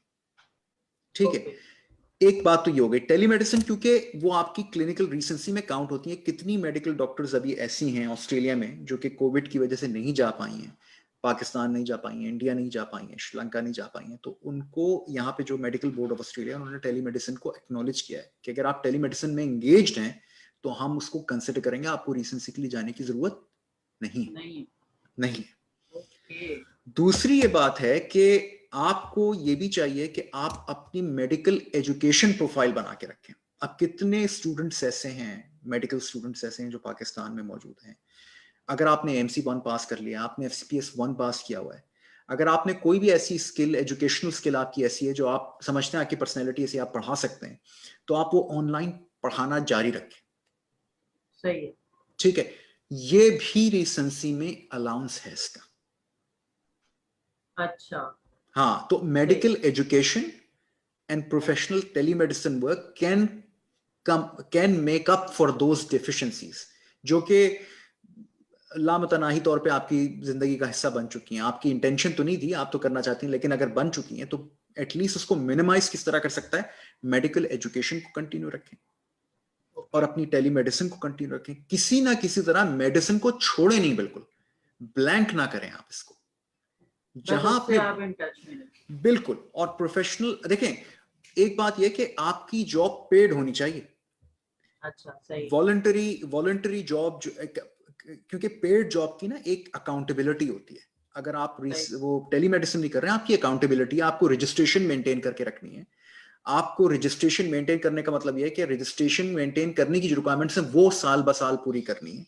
ठीक है, मेडिकल एजुकेशन क्वालिफिकेशंस को भी अगर आप पढ़ा रहे हैं, किसी को ट्यूशन दे रहे हैं, किसी को कोई कोर्स पढ़ा रहे हैं, तो उसके लिहाज से आपको अपने आप को अपडेट रखना है फ्रेश ट्रेंड से, न्यू ट्रेंड से। तो ये तमाम रिक्वायरमेंट्स आपको कंप्लीट करके रखनी है। तो मैं यही कहूंगा फीमेल से और मेडिकल स्टूडेंट से कि प्लीज अपने आप को, आप हाउस जॉब के पास पार्ट टाइम 3 क्वार्टर्स या किसी भी कैपेसिटी में एटलीस्ट 12 महीने और लगाएं अपने होम कंट्री में, क्योंकि आइंदा आपको ये पता नहीं कि ऑस्ट्रेलिया में, यूके में आपको जाती जॉब तो मिलनी नहीं है। ये बात तो आप लिख लीजिए। सही। लेकिन पाकिस्तान में लगा हुए 12 महीने और वहां से फिर अपने आप को इस तरह से इंगेज करके आए कि अगर यहाँ पे कितना भी डिफिशिएंसी आ जाए, 6 महीने की आ जाए, 12 महीने की आ जाए, 2 साल 3 साल की भी आ जाए, तो आप इंगेज्ड हैं अपने प्रोफेशन से। ठीक है, in that time period they need to show that in that time period they were still working. Absolutely. Okay, तो आई थिंक ये आपने बहुत ही एक हमें जबरदस्त चीज बताई टेलीमेडिसिन के बारे में, क्योंकि ये गैप एक बहुत बड़ा इशू है स्पेशली हमारी सोसाइटी में। तो चलें हम आगे बढ़ते हैं। अब ये हमने सारी एक बिल्डअप कर लिया, तो अब हम फाइनली हम एएमसी आइसबर्ग की डेप्थ को असेस करते हैं कि सर आप हमें बताएं कि क्या पाथवेज हैं ऑस्ट्रेलिया जाने की और वहाँ पे रेसिडेंसी अटेन करने के। ठीक है, देखें हम बात करते हैं कि देखें एक ग्रेजुएट हमने बनाया है अभी अपने डिस्कशन में, जिसने इंटर्नशिप की है अपनी या हाउस जॉब ईयर किया है, उसने रेजिडेंट ईयर्स किए हैं अपने। ठीक है, रेजिडेंट ईयर्स के साथ का मतलब ये है कि उसने कम से कम 12 से 18 महीने जनरल फील्ड में, मेडिसिन में, पीडियाट्रिक्स में, आईसीयू में, एनेस्थीसिया में, इमरजेंसी में, ये उसने लगाए, सॉलिड लगाए। ठीक है, एएमसी पास कर लिया। अब मैं आपको ये बताता हूं कि एएमसी पास करने के बाद उसके बाद दो ऑप्शन है। पहली ऑप्शन ये तो क्या है, यानी कि रजिस्ट्रेशन लेने के लिए पहले ऑप्शन तो ये है कि वो एएमसी 2 करे, फिर जॉब्स के लिए अप्लाई करे, और जॉब्स अप्लाई करने के बाद उसको रजिस्ट्रेशन मिल जाएगी। दूसरी ऑप्शन यहाँ पे एक चीज और आती है, उसे कहते हैं work based assessment programme. Okay, अच्छा, work based assessment programme bypass करता है एएमसी 2 को। आपको एएमसी 2 देने की जरूरत नहीं है। आप जहां काम कर रहे हैं ना, आप जिस हॉस्पिटल में काम कर रहे हैं, अगर वो WPA प्रोग्राम के लिए एक्रेडिटेड प्रोग्राम है, तो वर्क बेस्ड असेसमेंट आपको एएमसी 2 की मिल जाएगी, और आप by the end of that 12 month आपको आपकी फुल रजिस्ट्रेशन मिल जाएगी। आप परमानेंट रेजिडेंसी के लिए अप्लाई कर सकते हैं ऑस्ट्रेलिया में। ठीक है, यहां पे एक बात मैं यहां बताता चूं कि WPA प्रोग्राम बड़े कॉम्पिटिटिव है, बहुत कॉम्पिटिटिव है, क्योंकि वो बहुत कम है। और ये ऑस्ट्रेलियन मेडिकल काउंसिल ने ये पाथवे इसलिए बनाया है क्योंकि एएमसी अभी इतना ज्यादा मौजूद नहीं है, और फिर कुछ हॉस्पिटल ऐसे हैं ऑस्ट्रेलिया में जो कि अट्रैक्ट नहीं कर पा रहे हैं लोकल डॉक्टर्स को, ऑस्ट्रेलियंस को। तो उन्होंने कहा यार हम कौन सी ऐसी एक पोजीशन बनाए कि जिससे उनका भी मसला हल हो जाए और हमारी भी रिक्वायरमेंट पूरी हो जाए। हमको डॉक्टर्स चाहिए क्वालिफाइड, और उनको रजिस्ट्रेशन चाहिए, तो क्यों ना हम WPA पाथवे बना दें जिससे वो कर लें। लेकिन ये मिनिमल काफी कम है, ये अभी इतने लेवल पे ये इसको ब्रॉडली इंट्रोड्यूस नहीं करा है। कोई गिनती के आप हाथ पे गिन सकते हैं, तो कम है WPA। लेकिन उसके अंदर भी मैंने देखा है कि उन्हीं लोगों को प्रेफरेंस ज्यादा मिलती है जिनके पास स्किल है, जिनके पास एक्सपीरियंस है, क्योंकि ये एक इंटर्न को तो नहीं देंगे ना WPA। ठीक है ना, कोई एक बेसिक रेजिडेंट, वो चाहते हैं कि यार कोई भी जो इस प्रोग्राम में आ रहा है, नया प्रोग्राम है, कोई उसको इस किस्म के डॉक्टर को दें जो कि इस प्रोग्राम को सक्सेसफुली लेके आगे चल सके, अपने आप को प्रूव कर सके। इस प्रोग्राम के अंदर असेसमेंट मौजूद है, वर्क बेस्ड असेसमेंट मौजूद है, केस बेस्ड डिस्कशन होते हैं। वर्क बेस्ड असेसमेंट है तो केस बेस्ड डिस्कशन है, मिनी क्लिनिकल एग्जामिनेशन स्किल्स हैं इसमें, डायरेक्ट ऑब्जर्वेशन प्रोसीजर स्किल्स हैं, केस बेस्ड डिस्कशंस काफी हैं इसके अंदर, बिल्कुल एएमसी फॉर्मेट पे। अच्छा, एएमसी के लिए इनरोल करने के लिए एएमसी 1, अगर आप एएमसी की वेबसाइट पे जाएंगे तो आपको पूरा बता देंगे। सबसे पहले आपको रजिस्टर करना पड़ता है एएमसी वेबसाइट पे आपको, जिसको आप एक क्रेडेंशियलिंग वर्कअप कहते हैं। आपने वो क्रेडेंशियलिंग वर्कअप क्या है कि वो बेसिकली आपको एक्नॉलेज करते हैं कि आपने MBBS किया हुआ है, आपकी क्वालिफिकेशंस जो हैं वो लेजिटिमेट है। तो वो एक वेरिफिकेशन प्रोसेस होता है, वो एक पहला स्टेप है। वो आपको उस एक्नॉलेजमेंट के बाद, उस कंफर्मेशन के बाद एक नंबर दे देंगे कि भाई आपका ये नंबर है, और उस नंबर के ऊपर आप अपना AMC 1 एग्जाम देते हैं। ये सारी इंफॉर्मेशन जो है वो AMC की वेबसाइट पे दी हुई है। जब आप AMC 1 पास कर लेते हैं, ठीक है, उसके बाद जो है आप AMC 2 की फॉरेन सीट्स अप्लाई करें, क्योंकि मैंने बताया कि अभी काफी कंपटीशन जो है वो टफ है AMC 2 की। उसके लिए पहले ये होता था एक जमाने में कि जितना अच्छा स्कोर किया होता था ना AMC 1, अब AMC 1 तो सारा थ्योरेटिकल MCQs है, जितना अच्छा कोई स्कोर करता था उसको उतना जल्दी नंबर मिलता था AMC 2 का। अभी भी है, उनको प्रायोरिटी मिलती है। अगर आपका अच्छा स्कोर है एमसी के अंदर तो आपको AMC 2 के ऊपर प्रायोरिटी मिलती है, या फिर अगर आपको रीजनल जॉब की ऑफर आ चुकी है तो अच्छा AMC 1 के बाद आप जॉब अप्लाई कर सकते हैं। You can apply for a job after AMC 1। अभी जो मैंने आपको मिसाल दी थी 2 डॉक्टर्स की, एक जो इंडिया से आई थी और एक ईरान से आई थी, वो AMC 1 के बाद ही दोनों को जॉब मिली। दोनों ने AMC 2 नहीं किया हुआ है, लेकिन उनको तो दोनों को WBA प्रोग्राम में ले लिया है हॉस्पिटल में। ठीक है, तो AMC 1 के बाद अब जॉब, लेकिन मैं वही अर्ज कर रहा था कि किन लोगों को जॉब मिलती है AMC 1 के बाद, जो 12 से 18 महीने लगाते हैं, 18 महीने एक रेजिडेंसी वाली ड्यूरेशन में स्किल्स लेकर आए, स्किल्स लेकर आए, कोर्सेज करके आए, साथ में ऑस्ट्रेलिया साथ आते ही उन्होंने कुछ यहाँ पे आके अच्छे क्रेडिबल कोर्सेज कर लिए, कोई उनके लिए तो मैं कहता हूं आगे इतनी कोई डिफिकल्टी उनको फेस नहीं करनी पड़ेगी, 6-8 महीने में सही है, उनका मसला हल हो जाएगा। हल हो गया। अच्छा, दूसरी बात यह कि जब आप जॉब्स अप्लाई कर रहे हो ना, ये जी हमारा एक अलमिया है फैजान, हमको जॉब्स अप्लाई करना नहीं आती है। मैं बता रहा हूं, मैं आपके सामने जिंदा मिसाल हूं उस चीज की। यूके में मैं 100 150 जॉब अप्लाई करता था। मुझे नहीं पता था किस तरह से सीवी बनाना है, मुझे नहीं पता था एप्लीकेशन फॉर्म में इस सवाल का मतलब क्या है, मुझे ही नहीं पता था कि इंटरव्यू मुझसे जो सवाल कर रहे हैं उनका मतलब क्या है, उनका जवाब किस तरह से देना है। तो ये एक ऐसी चीज है कि मैंने ये भी देखा है कि लोगों के क्रेडेंशियल्स अच्छे हैं, लोगों के पाकिस्तान में अच्छा सॉलिड एक्सपीरियंस है, वो शॉर्टलिस्ट हो रहे हैं यहाँ पे। आने के 6-6 महीने बाद 4-4 जॉब्स शॉर्टलिस्ट हो चुके हैं मेन सिडनी के हॉस्टल में, लेकिन जॉब्स नहीं मिल रही हैं उनको,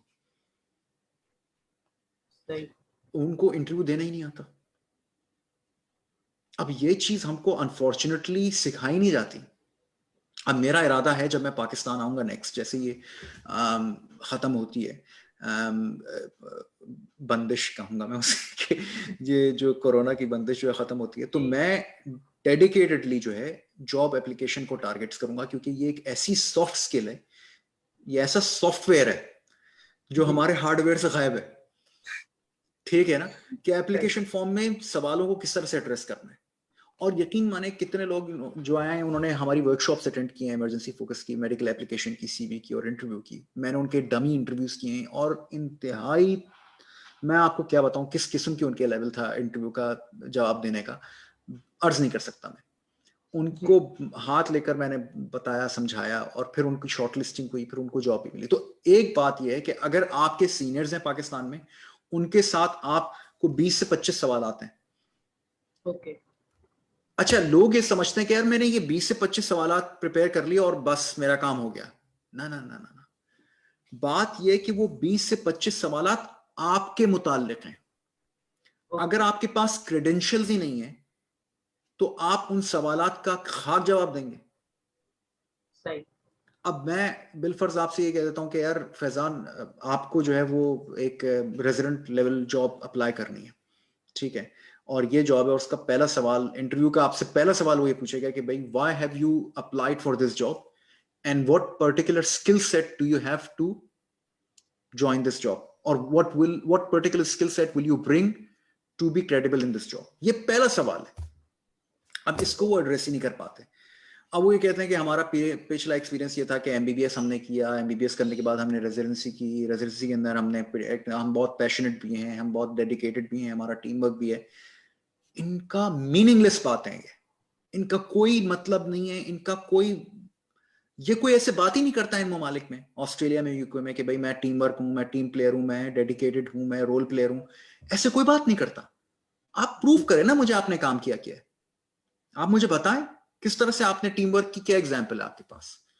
interview is based on your personal experience. Okay. जब आप टीम वर्क की बात हो रही है और आप मुझे टीम वर्क की एग्जाम्पल ही नहीं दे रहे, जब आप क्लिनिकल प्रायोरिटाइजेशन की बात कर रहे हैं और क्लिनिकल प्रायोरिटाइजेशन की अपने प्रैक्टिकल एक्सपीरियंस में एग्जाम्पल ही नहीं दे रहे, बात ये नहीं कि आपके पास एग्जाम्पल है ही नहीं, बात ये कि आपको वो एग्जाम्पल बताने नहीं आती मुझे, तो वहां पे ठीक है। तो वहीं पे आप क्लीन बोल्ड हो जाते हैं। तो ये मैं ये कहूंगा कि जब आप आए, ऑस्ट्रेलिया आए या यूके जाएं, तो फौरी तौर पे अपने आप को सीवी मॉडिफिकेशन, एप्लीकेशन फॉर्म्स को किस तरह से आंसर करना है, इंटरव्यू को किस तरह से अप्रोच करना है, आप उसके अंदर एंगेजमेंट करें, कोर्सेज करें, उसकी मुख्तलिफ वर्कशॉप।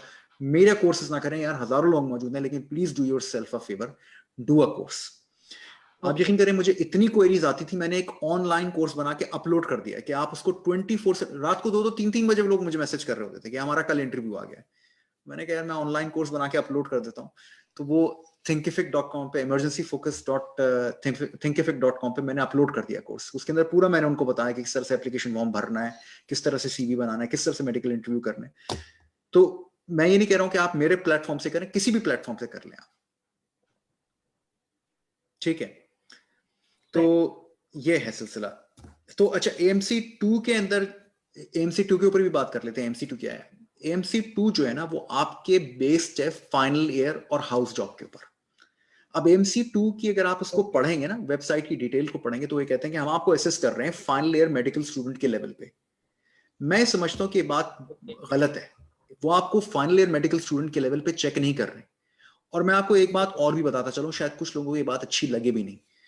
यहाँ का फाइनल ईयर मेडिकल स्टूडेंट जो है ना ऑस्ट्रेलिया का, वो वहां के सेकेंड ईयर रेजिडेंट के बराबर होता है जहां तक कम्युनिकेशन की बात है, जहां पे क्लिनिकल प्रायोरिटाइजेशन की बात है। ठीक है, तो सही कह रहे होंगे वो यहाँ ऑस्ट्रेलियन के, हम आपको फाइनल ईयर मेडिकल स्टूडेंट पे चेक कर रहे हैं, लेकिन जब आप उससे यहाँ के फाइनल ईयर मेडिकल स्टूडेंट्स के साथ बात करते हैं ना, तो आपको पता चल जाता है कि यार ये तो रजिस्ट्रार लेवल का जवाब दे रहा है मुझे। हर कोई नहीं, मेजॉरिटी, क्योंकि उनका तरीका तदरीस ही ऐसा है। वो टोटल क्लिनिकल ओरिएंटेड, उनकी डे वन से जो स्टडी है वो क्लिनिकल प्रॉब्लम ओरिएंटेड है, प्रॉब्लम ओरिएंटेड स्टडी उनकी। कल रात को मैं एक शिफ्ट कर रहा था, मेरे साथ कोई शायद नेपाल की एक कोई रेजिडेंट थी, तो वो मेरे पास एक पेशेंट का डिस्कस करने आई केस के, भाई वो डॉक्टर शी इज फीलिंग डिजी। तो मैंने कहा यार कि अच्छा फीलिंग डिजी, तो मैं यानी कि what do you want me to say, मैं कोई मंत्र करूं या मैं कोई जादू करूं कि वो डिजी ना हो patient, what do you want me to do? मैंने कहा देखो, this is a very wrong approach. You talking to a consultant, you coming with a problem, you're a doctor, you need to come up with the problem with a suggested solution. She's feeling dizzy, I've done the ECG, I've done the postural blood pressure, I've checked her over, this is what I've done to reverse the symptoms, she's still feeling dizzy, what do you think I need to do more? ठीक है, तो कहने का मकसद ये है कि AMC2 जो है ना, वो उसका खेल ही कम्युनिकेशन पे और डिफरेंशियल्स पे। पूरा एग्जाम जो है वो बेसिक उस पे है, नॉलेज पे, बेसिक चेस्ट पेन पे, बेसिक कम्युनिकेशन पे, बेसिक पीडियाट्रिक प्रेजेंटेशन पे, गायनेकोलॉजी प्रेजेंटेशन पे। लेकिन वो आपसे कहते हैं कि हमको आप डेमोन्स्ट्रेट करें आप सेफ डॉक्टर हैं, और आपका जो है वो एक सेफ प्रोजेक्शन है।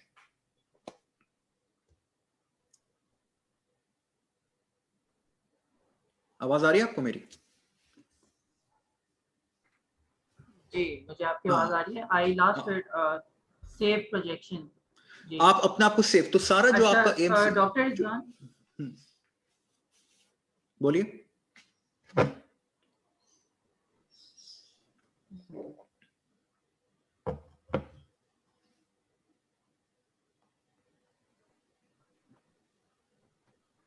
डॉक्टर रिजवान, हाँ मैं मौजूद हूँ यहाँ पे।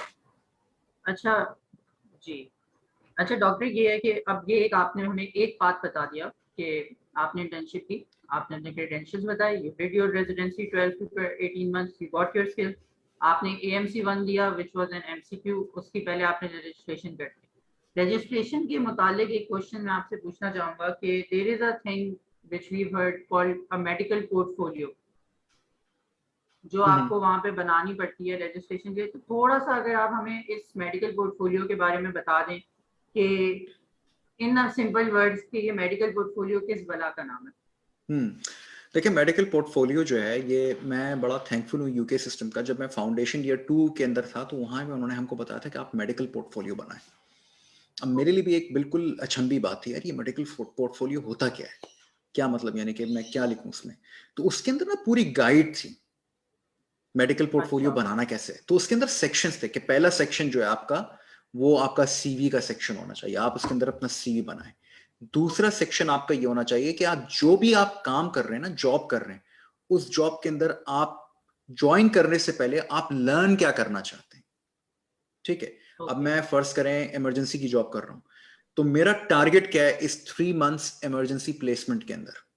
भाई मेरा टारगेट ये है कि मुझे बेसिक कार्डियोपल्मोनरी रिससिटेशन आ जाए, ये मेरा टारगेट नंबर 1 है। नंबर 2 ये कि मैं पीडियाट्रिक कैंडुलेशन कर लूं स्किल वाइज, और नंबर 3 ये कि मैं बेसिक जो वो होता है क्या कहते हैं स्किल वाइज, कि मुझे बेसिक प्रोसीजर जो है, कैथेटर का हो गया, LP हो गया, ये मेरे 3 प्रोसीजरल टारगेट्स हैं। ओके, रिससिटेशन, कैंडुलेशन और कैथेटर LP टाइम, ये मेरे 3 टारगेट्स हैं। दूसरा टारगेट मेरा एजुकेशनल वाइज ये है कि मुझे acute assessment and management, initial management of patient आ जाए।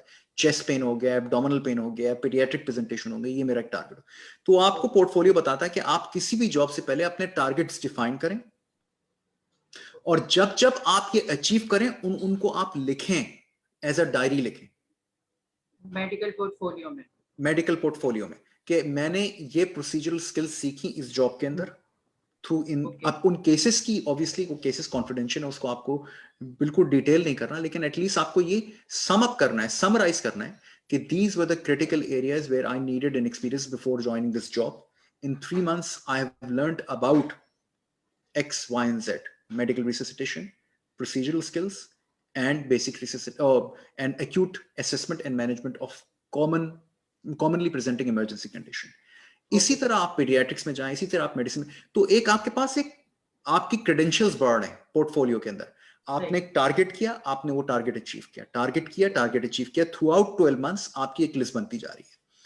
साथ में उस पोर्टफोलियो के अंदर एक सेक्शन और था कि आपकी क्लिनिकल असेसमेंट्स थी, ठीक है, कि आपकी क्लिनिकल असेसमेंट के अंदर आप क्या क्या करेंगे, ठीक है, आपकी जो केस बेस्ड डिस्कशन थे उसका रिकॉर्ड होता था मेडिकल पोर्टफोलियो में। आपकी जो डॉप्स होते थे या डायरेक्ट ऑब्जर्वेशन और प्रोसीजर सीरीज होती थी, आपने कोई एसेटिक टैप किया, आपने कोई एलपी किया, आपने कोई भी प्रोसीजर किया, उसका वो मेडिकल पोर्टफोलियो के अंदर चला जाता था, मेडिकल प्रोसीजर सेक्शन में। सही बात हो गई। एक सेक्शन उसके अंदर कोर्सेज का था। अच्छा, आपने कौन कौन से कोर्सेज किए? मैंने कोई 6 कोर्सेज कर डाले थे उस दौरान में। तो मैंने बताया, मैंने ACLS का कोर्स किया, मैंने APLS का कोर्स किया, मैंने क्रिटिकली, आप मुझे नाम भी याद नहीं आ रहा, क्रिटिकली इल सर्जिकल पेशेंट्स का कोर्स किया, ATLS का कोर्स किया। वो सब मैं सर्टिफिकेट उसके अंदर लगाता जा रहा था। बल्कि मैं आपको दिखाता हूँ, वो मेरा मेडिकल पोर्टफोलियो, ये देखें, ये मेरा पोर्टफोलियो, ये पूरा तैयार है मेरे pass through out that year. ये मेरे पास पूरा तैयार है मेरी लाइब्रेरी में, ठीक है। that is an amazing portfolio right there. हाँ, इसके अंदर यकीन करें कि इसमें डाउ मेडिकल कॉलेज से लेकर अब तक जितनी भी चीजें, अभी मैंने लास्ट टाइम कोई की थी, एको मास्टर क्लास की थी, उसका सर्टिफिकेट मैंने इसमें लिखा हुआ, देखें, एको मास्टर क्लास, ओके, ठीक है ना। तो ये मेडिकल, जी, तो what we can conclude is that कि जो पोर्टफोलियो है वो जैसे आपका इंटर्नशिप ईयर स्टार्ट हो तो you have to start making it, because ये जो स्किल्स आप बता रहे हैं ये साथ साथ ही होगा ना। लाइक आपने अपनी सीवी लगाई, फिर आपने बताया कि ये स्किल मैंने लर्न करनी थी, ये मैनेजमेंट मैंने लर्न करनी थी, ये स्किल्स मैंने परफॉर्म की, ये मैनेजमेंट मैंने परफॉर्म की, और इस टाइम पीरियड में मैंने ATLS का कोर्स किया, मैंने कोई इको का कोर्स किया। तो ये तो फिर एक like I don't think you can make this just overnight before AMC. No, like, no, you can't. We start this? Absolutely, you should start it. और उसमें भी देखें 2 बातें। अब तो देखें, ये तो बात है बायगॉन ईरा की कि मैंने आपको अपना फिजिकल पोर्टफोलियो दिखा दिया, ये इतना बड़ा मोटा सा, ठीक है। मुझे एक कंसल्टेंट, जब मैं यूके में काम करता था, वो वहाँ के थे, मेरे ख्याल से निश्तर मेडिकल कॉलेज के कंसल्टेंट थे वो, उनके साथ मैंने मेडिकल ऑब्जर्वर के तौर भी काम किया था। तो मुझसे बताते कि रिजवान, यहाँ पे जब कंसल्टेंट जॉब होती है ना, तो लोग 2-2 थैलों में अपने मेडिकल पोर्टफोलियो उठा के लाते हैं, इतनी बड़ी बड़ी फाइल्स होती हैं। अब अच्छी बात यह है कि अब ये सारा ऑनलाइन हो गया, ठीक है। आपके पास गूगल ड्राइव है, आप उसके अंदर अपना सारा स्कैन करके डॉक्यूमेंट्स अपलोड करके अपना एक मेडिकल पोर्टफोलियो का फ्रेमवर्क बना के उसके अंदर डॉक्यूमेंट्स अपलोड करें। हर पोजीशन से पहले अपनी देखें आपका, मैं इसमें आपका थोड़ा सा मैं आपको हाईलाइट करना चाहूंगा कि 3 चीजें ऐसी हैं जिसके ऊपर आपका पूरा मेडिकल प्रोफेशनल पोर्टफोलियो बेस करता है। आपकी एक तो स्किल्स हो गई, जिसमें कम्युनिकेशन स्किल्स हो गई, क्वालिफिकेशंस तो गिवन है ना, क्वालिफिकेशंस तो है ही है, एजुकेशनल क्वालिफिकेशन, आपका MBBS हुआ, MBBS की डिग्री लगा दी आपने उसके बाद FCPS पार्ट 1 किया, उसकी डिग्री लगा दी आपने, वो तो क्वालिफिकेशन के जुमरे में आ गया। फिर आपकी communication skills, verbal communication skills, documentation wise communication skills आपकी, और जो आप रिलेटिव से बात करते हैं, वर्कशॉप्स करते हैं, वो सब उसके अंदर जा रही है, ठीक है। उसके बाद आपका प्रैक्टिकल एक्सपीरियंस, वो आपके उसके अंदर लगता चला जा रहा है। कोर्सेज जो आप कर रहे हैं वो आप उसका जो आपको एक्नॉलेजमेंट मिल रही है वो आपकी। एक सेक्शन उसमें और है, आपने अगर कोई रिसर्च या पब्लिकेशन की है, देखिए रिसर्च करना जो है ना, ये लोग कहते हैं कि भाई मैंने रिसर्च की है, रिसर्च करने से कोई मतलब नहीं है। रिसर्च का मतलब ये तो एक बिल्कुल हवाई बात हो गई ना कि मैंने रिसर्च की है। भाई आप मुझे दिखाएं, अगर तो वो रिसर्च पब्लिश हुई है या आपने कहीं प्रेजेंट किया है कुछ, तो आप मुझे उसकी एविडेंस दें, तो वो भी एक सेक्शन बन गया।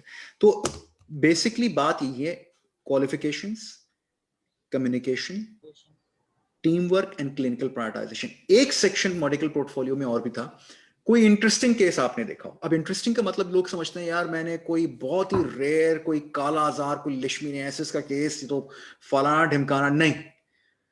लर्निंग बेसिक केस से जो आपकी लर्निंग होती है ना, आपने कोई एक नया एस्पेक्ट देखा उस केस का। मुझे याद है जब मैं एक इंटर्न था, न्यूरो सर्जरी में कर रहा था, क्या नाम है आपका, जुनेद, डॉक्टर जुनेद अशरफ के साथ। अच्छा। ठीक है। और तो हमारे वार्ड में एक लड़का आया था मैट्रिक का, उसको पिट्यूटरी एडेनोमा था। तो मैं हाउस जॉब कर रहा था उस जमाने में, तो मैं भी स्ट्रब हुआ था उस केस में। वो मैट्रिक का लड़का था और बिल्कुल फिट फाट लड़का था ना वो। तो उसकी पिट्यूटरी एडेनोमा की सर्जरी हुई और वो उसके बाद कोई वो वेकअप नहीं कर सका। वो he never regained consciousness. Okay. ठीक है। अब वो मुझे बड़ी अजीब सी बात लगी। मैंने कहा यार ही नेवर रिगेन्ड कॉन्शियसनेस, उसका तो हमने पूरा पिट्यूटरी एडेनोमा भी निकाल लिया। फिर मेरी डॉक्टर जुनेद से बात, मैंने कहा क्यों सर वो क्यों वेकअप नहीं किया, क्या हुआ उसके साथ ऐसा कि वो वेकअप ही नहीं किया। तो कहने लगा कि उसका जो एक्सेस हमने लिया था वो ऐसा एक्सेस था कि उसके ब्रेन के परफोरेटर्स जो होते हैं ना, वो शायद जी। वो हमने कॉम्प्रोमाइज कर दिया, अच्छा। या फिर उसकी जो एंडोक्रोनोलॉजी थी ना वो अच्छी तरह एड्रेस नहीं कर पाए इमीडिएटली पोस्ट ऑपरेटिव पीरियड में। Okay. Pituitary is a master gland. Exactly. उसके बाद जो सारी उसकी जो सेकेंडरी मैनिफेस्टेशन थी हार्मोनल्स, वो एड्रेस नहीं। वो क्या पता हाइपरटेंसिव एनकेफेलोपैथी में चला गया हो या हाइपोटेंसिव क्राइसिस में चला गया हो, इलेक्ट्रोलाइट। तो वो एक न्यूरो इंटेंसिव आईसीयू जाता कॉन्सेप्ट था ना, वो मुझे उस जी। वक्त समझ में आया। फिर मैं मेडिकल रोटेशन कर रहा था ना आगे जाके, तो मेडिकल 4 में मैं गया तो मैंने देखा कि वो मैट्रिक का लड़का मेडिकल 4 के आईसीयू में, आईसीयू भी क्या था, वो एचडीयू टाइप एक बेड था, उसमें पड़ा हुआ था बेचारा अनकॉन्शियस। और वो फिर मर गया बेचारा बच्चा। तो फर्क ये नहीं पड़ता। उसने मुझे बड़ा केस ने मुझे मूव किया, बहुत ज्यादा इफेक्ट किया। मैं बड़ा डिस्टर्ब था और उसके ऊपर मैंने पूरा आर्टिकल लिखा, मैंने डॉन में वो पब्लिश भी किया आर्टिकल। तो कहने का मकसद ये है कि देखें केस कोई भी हो, अब कहने को पिट्यूटरी एडेनोमा आपने कितने देखे होंगे, आपने हाइपर थायराइडिज्म के कितने केसेस देखे होंगे। जी। बात यह है कि आपने कुछ क्या अखस किया। मेरे ख्याल में वो जो केस था वो कम्युनिकेशन स्किल्स का केस था, वो बेसिक एंडोक्रोनोलॉजी का केस था, वो न्यूरो इंटेंसिव चीजों का केस था। तो इसके अंदर आप अपना एक सेल्फ रिफ्लेक्शन लिखें कि मैंने क्या लर्न किया। अब ये चीजें जो है ना आपकी, ये चीजें आप इमेजिन करें कि आप जब इंटरव्यू में होते हैं ना तो आपसे पूछते हैं, is there any example in terms of communication that you can share with us? Is there any example of interesting case that you've dealt with, or any complaint that has been made against you or the department, and how you dealt with it? अब complaint का मतलब ये नहीं होता कि आपके खिलाफ कोई complaint हुई है और आपको उन्होंने खड़ा कर दिया कटहरे में, नहीं। कंप्लेंट का मतलब ये होता है कि एक आपकी प्रैक्टिस में, आपकी स्किल में, आपकी क्वालिफिकेशन में लिमिटेशन थी, वो लिमिटेशन हाईलाइट हुई और आपने उस लिमिटेशन को किस तरह से फुलफिल किया। एक पूरा पाथवे, एक लूप है, वो आपने कैसे किया। तो ये बात मैं कहना चाह रहा हूं कि आपको ये चीज communication, team work, clinical prioritisation, ये पूरा पोर्टफोलियो का हिस्सा है। ठीक है। सही। तो इसको आप अपने जहन में रखिए। तो basically we should start making the portfolio. जो भी चीजें हम सीख रहे हैं उसको साथ साथ हम लिखते जाएं, ताकि जब बाय द टाइम जब हमें अप्लाई करना हो तो हमारा एक प्रॉपर पोर्टफोलियो बन जाए। बिल्कुल। लास्ट मिनट ये चीज नहीं होने वाली। लास्ट मिनट कैसे हो सकता है, अब आप हाँ, बताएं ना। ये चीज तो ऐसी है ना कि एग्जैक्टली। ये एक प्रोस्पेक्टिव, जैसे प्रोस्पेक्टिव रिसर्च ज्यादा वैल्यूएबल होती है बनस्बत रिट्रोस्पेक्टिव जी। रिसर्च की। रेट्रोस्पेक्टिव। जो वाकया आज हुआ है मेरी जिंदगी में, उसके ऊपर मैं आज रिफ्लेक्शन लिखता हूँ, उसकी आज जो रिफ्लेक्शन में लिखूंगा वो ज्यादा डिटेल्ड होगी, इन डेप्थ होगी, बनस्बत उसके कि वो मैं 1 महीने बाद लिखता हूँ या 1 साल बाद लिखता हूँ, मुझे आधी से ज्यादा चीजें भूल भी चुका हूँ मैं। अच्छा, एक चीज और होती थी कि हम लोग जब मेडिकल स्टूडेंट थे, कॉन्फ्रेंसेस होती थी पाकिस्तान में, SIOT की कॉन्फ्रेंस होती थी, पाकिस्तान मेडिकल एसोसिएशन की कॉन्फ्रेंसेस होती थी, उनके अंदर कॉन्फ्रेंसेस में वर्कशॉप होती थी, वो भी अटेंड करें आप। उसमें ओके। आपको लोगों से मिलने का मौका मिलता है जो बाहर से कंसल्टेंट्स आए होते हैं। वो मेरा पहला तारुफ था।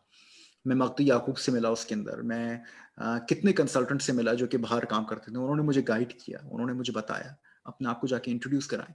वो एक रिलैक्स्ड एनवायरनमेंट होता है, इनफॉर्मल एनवायरनमेंट होता है। आप लोगों से जाके मिलते हैं, आप देखते हैं लोग इंटरनेशनल लेवल पे अपने केसेस को किस तरह से प्रेजेंट कर रहे हैं। ठीक है। तो that is very important. If you have got an opportunity to be at a workshop, at a course, or at a conference in which international delegates are coming, courses are coming, do attend that.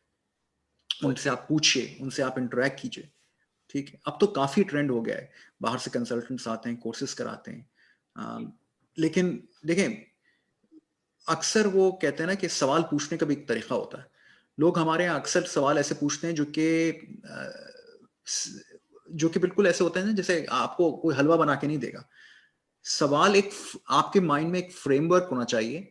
अगर आप मुझसे ये सवाल पूछेंगे कि मैं तो जी doctor साहब मैं जॉब अप्लाई कर रहा हूँ, मुझे जॉब मिल नहीं रही, मुझे क्या करना चाहिए, इस सवाल का मेरे पास जवाब नहीं है।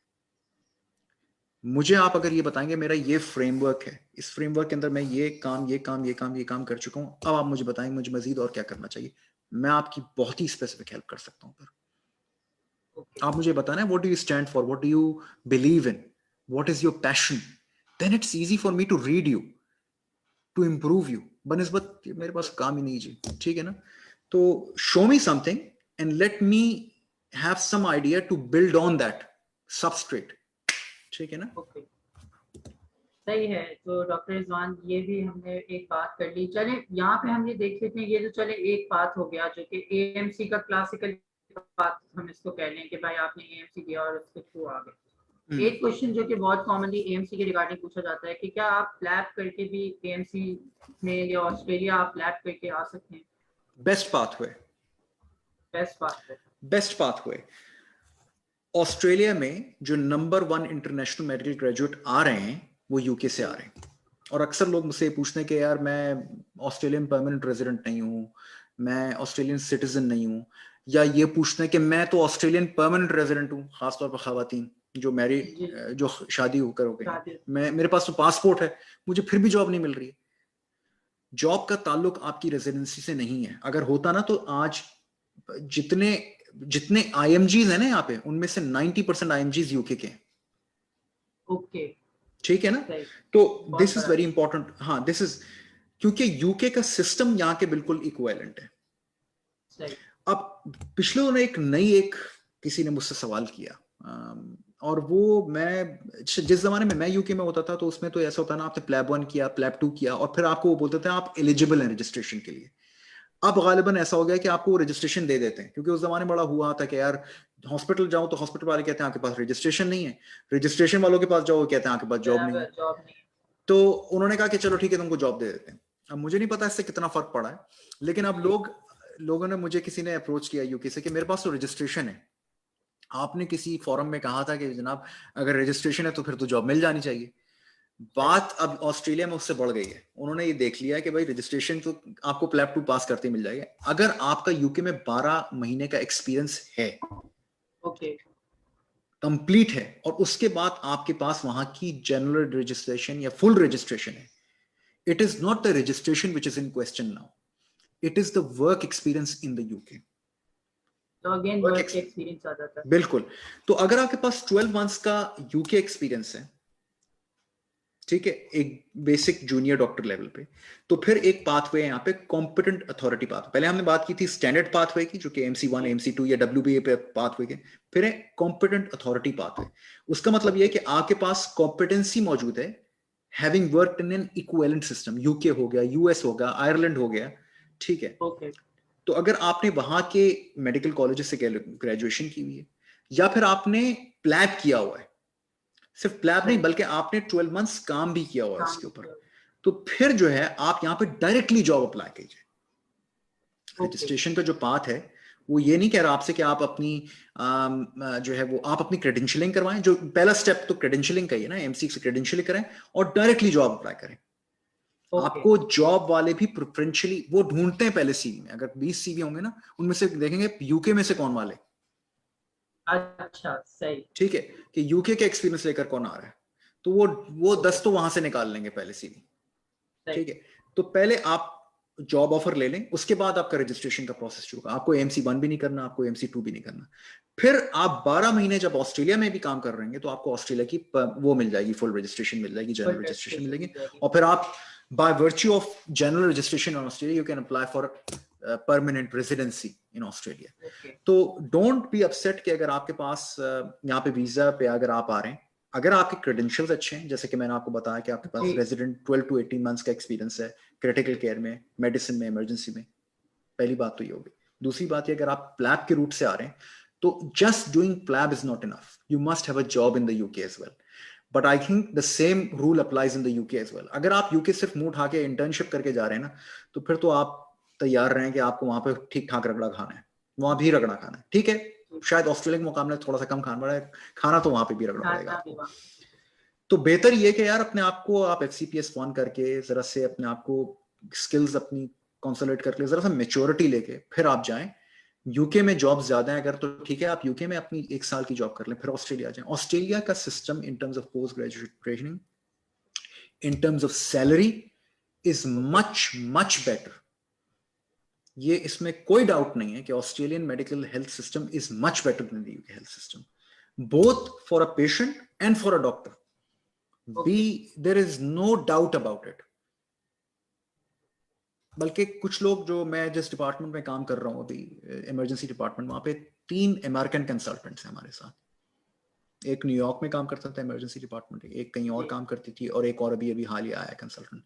They all think the Australian health system being free and being thorough is best health system, one of the best health system in the world. और फिर यहाँ पे ट्रेनिंग तो इमरजेंसी की ट्रेनिंग हो गई, आईसीयू की ट्रेनिंग, तो इनके प्रोग्राम्स ही बहुत अच्छे हैं पोस्ट ग्रेजुएशन ट्रेनिंग के लिए। तो अच्छा, यूके वाले की बात भी हो गई कि आपने एक इसमें और पाथवे भी है एएमसी के अंदर, उसे कहते हैं स्पेशलिस्ट पाथवे। अब ये उन डॉक्टर्स के लिए ज्यादा रेलेवेंट हैं जिनके पास स्पेशलिस्ट क्वालिफिकेशन है, उन्होंने FCPS कंप्लीट किया हुआ है, उन्होंने FRC ऑप्थेल्मोलॉजी किया हुआ है, FRC यानी कि ऑर्थोपेडिक्स किया हुआ है, FRCS सर्जिकल न्यूरोलॉजी किया हुआ है, या उन्होंने कंप्लीट यूके की क्वालिफिकेशन की हुई है। तो फिर वो डायरेक्टली अप्लाई करते हैं कॉलेज में, यहाँ पे ऑस्ट्रेलिया के कॉलेज में, कॉलेज ऑफ इमरजेंसी मेडिसिन में, कॉलेज ऑफ फिजिशियंस में, कॉलेज ऑफ जनरल प्रैक्टिस में, वो डायरेक्टली अप्लाई करते हैं कि भाई मेरे पास ये डिग्री है, आप मुझे बताएं कि मैं किस लेवल पे आप मुझे रिकॉग्नाइज करेंगे। और अक्सर वो बेशतर ऐसे होते हैं जो एडवांस ट्रेनी लेवल पे रिकॉग्नाइज हो जाते हैं। यूके के कुछ प्रोग्राम्स तो यहाँ पे इमीडिएटली रिकॉग्नाइज हैं, इमरजेंसी का प्रोग्राम, जनरल प्रैक्टिस का प्रोग्राम, एनेस्थीसिया का प्रोग्राम। वो तो ये कहते हैं कि आपने अगर एग्जाम किए हुए, उनका फाइनल एग्जिट एग्जाम पास किया हुआ है इन तमाम तीनों फील्डों में, तो यहाँ पे आपको आके एग्जिट एग्जाम करना ही नहीं है, बस आपको थोड़ा सा 6 से 12 महीने का सुपरवाइज क्लिनिकल एक्सपीरियंस करना होगा, जिसमें आपकी वर्क बेस्ड असेसमेंट होगी, और फिर आपको ऑस्ट्रेलियन फेलोशिप की डिग्री दे देंगे without any exam. That is a specialist pathway कि अगर आपने अपना सारा फेलोशिप वगैरह कंप्लीट किया हुआ है तो आप यहाँ अप्लाई करते हो, आपकी क्रेडेंसी बनती है, and then for a small period of time you have to work under observation, और फिर वो आपको रिकॉग्नाइज कर देते हैं। बिल्कुल। अच्छा, इसमें पाकिस्तान में आई थिंक जनरल प्रैक्टिस में अगर आपका एक्सपीरियंस है ना अच्छी जगह से, फैमिली मेडिसिन में, अगर आपका रेडियोलॉजी में एक्सपीरियंस है, अगर आपका ठीक है, और पीडियाट्रिक्स में एक्सपीरियंस है, तो आई थिंक ये 3 प्रोग्राम्स ऐसे हैं जिनकी यहाँ पे रिकग्निशन है, कंप्लीटली नहीं तो पार्शियल रिकग्निशन है। अभी हालिया मेरी एक रेडियोलॉजिस्ट से मुलाकात हुई थी जो कि लाहौर से आई थी, जिन्होंने अपनी रेडियोलॉजी के एक्सपीरियंस इन लाहौर पे यहाँ का रेडियोलॉजी का एग्जाम पास किया। और रेडियोलॉजी ऑस्ट्रेलिया में बड़ी कंपेटिटिव फील्ड है, ठीक है। उन्होंने यहाँ पे रेडियोलॉजी का फेलोशिप एग्जाम पास किया, उनको प्राइमरी एग्जाम्स नहीं करने पड़े, अब वो यहाँ पे एज अ कंसल्टेंट रेडियोलॉजिस्ट काम कर रही है। एक्सपीरियंस सारा उनका रिकॉग्नाइज हो गया पाकिस्तान का, एग्जाम उन्होंने पाकिस्तान में बैठे बैठे पास किए, और वहां से नेशनैलिटी लेकर यहाँ पे आई है। उनके हस्बैंड जो थे वो मेयो हॉस्पिटल में यूरोलॉजिस्ट थे, उनको रिकग्निशन नहीं मिली अपने काम की, वो FCPS यूरोलॉजी थी, उनका काम रिकग्नाइज नहीं हुआ, लेकिन उनकी वाइफ जो थी वो रेडियोलॉजिस्ट थी पाकिस्तान में FCPS की, उनका सारा काम भी रिकग्नाइज हो गया। उन्होंने कहा आपको सिर्फ फेलोशिप का इम्तिहान पास करना होगा, उन्होंने अपना फेलोशिप का इम्तिहान पास किया, और वो यहाँ पे एज ए कंसल्टेंट काम करने आ गई और कर रही हैं अब काम। तो अगर हम एक समराइज वे में करें तो जितने भी पाथ्स हैं आपके मुताबिक, जो प्लैब वाला पाथवे है, it is the best and most suitable pathway if you guys want to come to Australia या वहां पे भी काम करना। देखिए, किसी भी सिस्टम के साथ ना डेडिकेशन इंपॉर्टेंट है। तो अगर तो आप प्लैब वाला पाथवे ले रहे हैं, तो मैं ये कभी किसी को रेकमेंड नहीं करूंगा कि don't do PLAB for the reason of coming to Australia, ठीक है, कि यार मैंने ऑस्ट्रेलिया जाना है। आप एक सिस्टम के साथ यूनिफोकल माइंड के साथ जाएं तो आपके सक्सेस के चांसेस बेहतर है, ठीक है। तो प्लैब के वर्च्यू से आपकी अपॉर्चुनिटीज वहां पे ज्यादा हैं। मैं ये कह रहा हूं कि अगर वहां पे जाके किसी का माइंड बन जाता है कि मैंने यार ऑस्ट्रेलिया जाना है, यहाँ पे मैं, तो उनके लिए इससे ज्यादा बेहतर कोई रूट नहीं है अभी फिलहाल, ठीक है। कोई डायरेक्टली पाकिस्तान से आना चाह रहा है तो जैसे मैंने आपको बताया स्टैंडर्ड पाथवे है, बिल्कुल, हाँ, चले ठीक है। अच्छा डॉक्टर रिजवान, अब हमने बात कर ली कि इस तरह हम आ सकते हैं ये एग्जाम्स। अब थोड़े से क्वेश्चंस ना रेजिडेंसी के मुतालिक, कि हमने फॉर एग्जांपल एग्जाम्स वगैरह क्लियर हो गए, ठीक है, हम अज्यूम कर रहे हैं जैसे एग्जाम्स क्लियर हो गए हमारे, ठीक है, तो कुछ क्या प्रोग्राम्स या कुछ स्टेट्स जो आईएमजी फ्रेंडली हों? एज सच कोई कॉन्सेप्ट नहीं है कि आईएमजी फ्रेंडली स्टेट्स हैं, लेकिन फिर भी कहा जाता है कि क्वींसलैंड स्टेट में आईएमजीज को अपनी पहली ब्रेक मिलती है। हैविंग सेड दैट, मैं ये समझता हूँ क्वींसलैंड और विक्टोरिया, जिसमें मेलबर्न और ब्रिस्बेन जो हैं वो आईएमजी फ्रेंडली स्टेट्स हैं। उनके मेरे ख्याल से क्वींसलैंड एक बहुत बड़ी स्टेट है, जैसे न्यू साउथ वेल्स एक बड़ी स्टेट। न्यू साउथ वेल्स को, अच्छा इसमें जरा सी हमको ज्योग्राफी समझनी होगी। न्यू साउथ वेल्स जो है ना वो सिडनी जिसका कैपिटल सिटी है, यहाँ पे जितने यूके के ग्रेजुएट्स आ रहे हैं ना, जो वाइट डॉक्टर्स आ रहे हैं, वो प्रेफर करते हैं न्यू साउथ वेल्स को और क्वींसलैंड को, ठीक है। Majority of them prefer New South Wales. एक तो उसका वेदर भी जो है ना यहाँ पे गर्म भी होता है, ठंडा भी होता है, ठीक है। यहाँ पे आपको एक्सट्रीम, यहाँ पे बर्फबारी भी होती है, फिर साथ में आप उसी दिन ड्राइव करते हुए बॉन्डाई बीच पे चले जाएं तो आपको अच्छा वेदर, गर्मी भी मिलेगी। तो एक वेदर की एक इसमें वो डाइवर्सिटी है, ठीक है। Plus you know it's a very large cosmopolitan very busy state, so I think UK doctors prefer करते हैं। यूके यहाँ की अक्सर से ज्यादा जॉब्स ले जाते हैं यूके के डॉक्टर्स जो है, न्यू साउथ वेल्स, सिडनी की। मेलबर्न में भी ऐसा होता है, लेकिन फिर भी उनके पास रिक्वायरमेंट है और मेलबर्न की जॉब्स जो हैं वो आईएमजीज को मिलती हैं। क्वींसलैंड में बहुत अभी अपॉर्चुनिटी है, क्योंकि क्वींसलैंड बहुत बड़ी स्टेट है, बहुत रकबे में काफी बड़ी स्टेट है वो, और उनकी रिमोट रूरल पॉपुलेशन भी काफी है, तो वहां पे आईएमजीज को भी ब्रेक मिलती है। लेकिन हैविंग सेड दैट, मैं हमेशा हर आईएमजी से ये कहता हूँ कि आप अप्लाई करें यूनिवर्सली, आप टारगेट करें जॉब को, क्योंकि ज्यादातर जॉब्स जो है वो सेंट्रलाइज्ड हैं। जीएमओ रिक्रूटमेंट स्कीम्स आती हैं, आप उसको न्यू साउथ वेल्स में अप्लाई करें, क्वींसलैंड में अप्लाई करें, विक्टोरिया में अप्लाई करें, टेस्मेनिया में अप्लाई करें, वेस्टर्न ऑस्ट्रेलिया में, नॉर्दर्न टेरिटरी में, सब जगह अप्लाई, साउथ ऑस्ट्रेलिया में अप्लाई करें। It is not the favouritism of the state, it is about your credentials.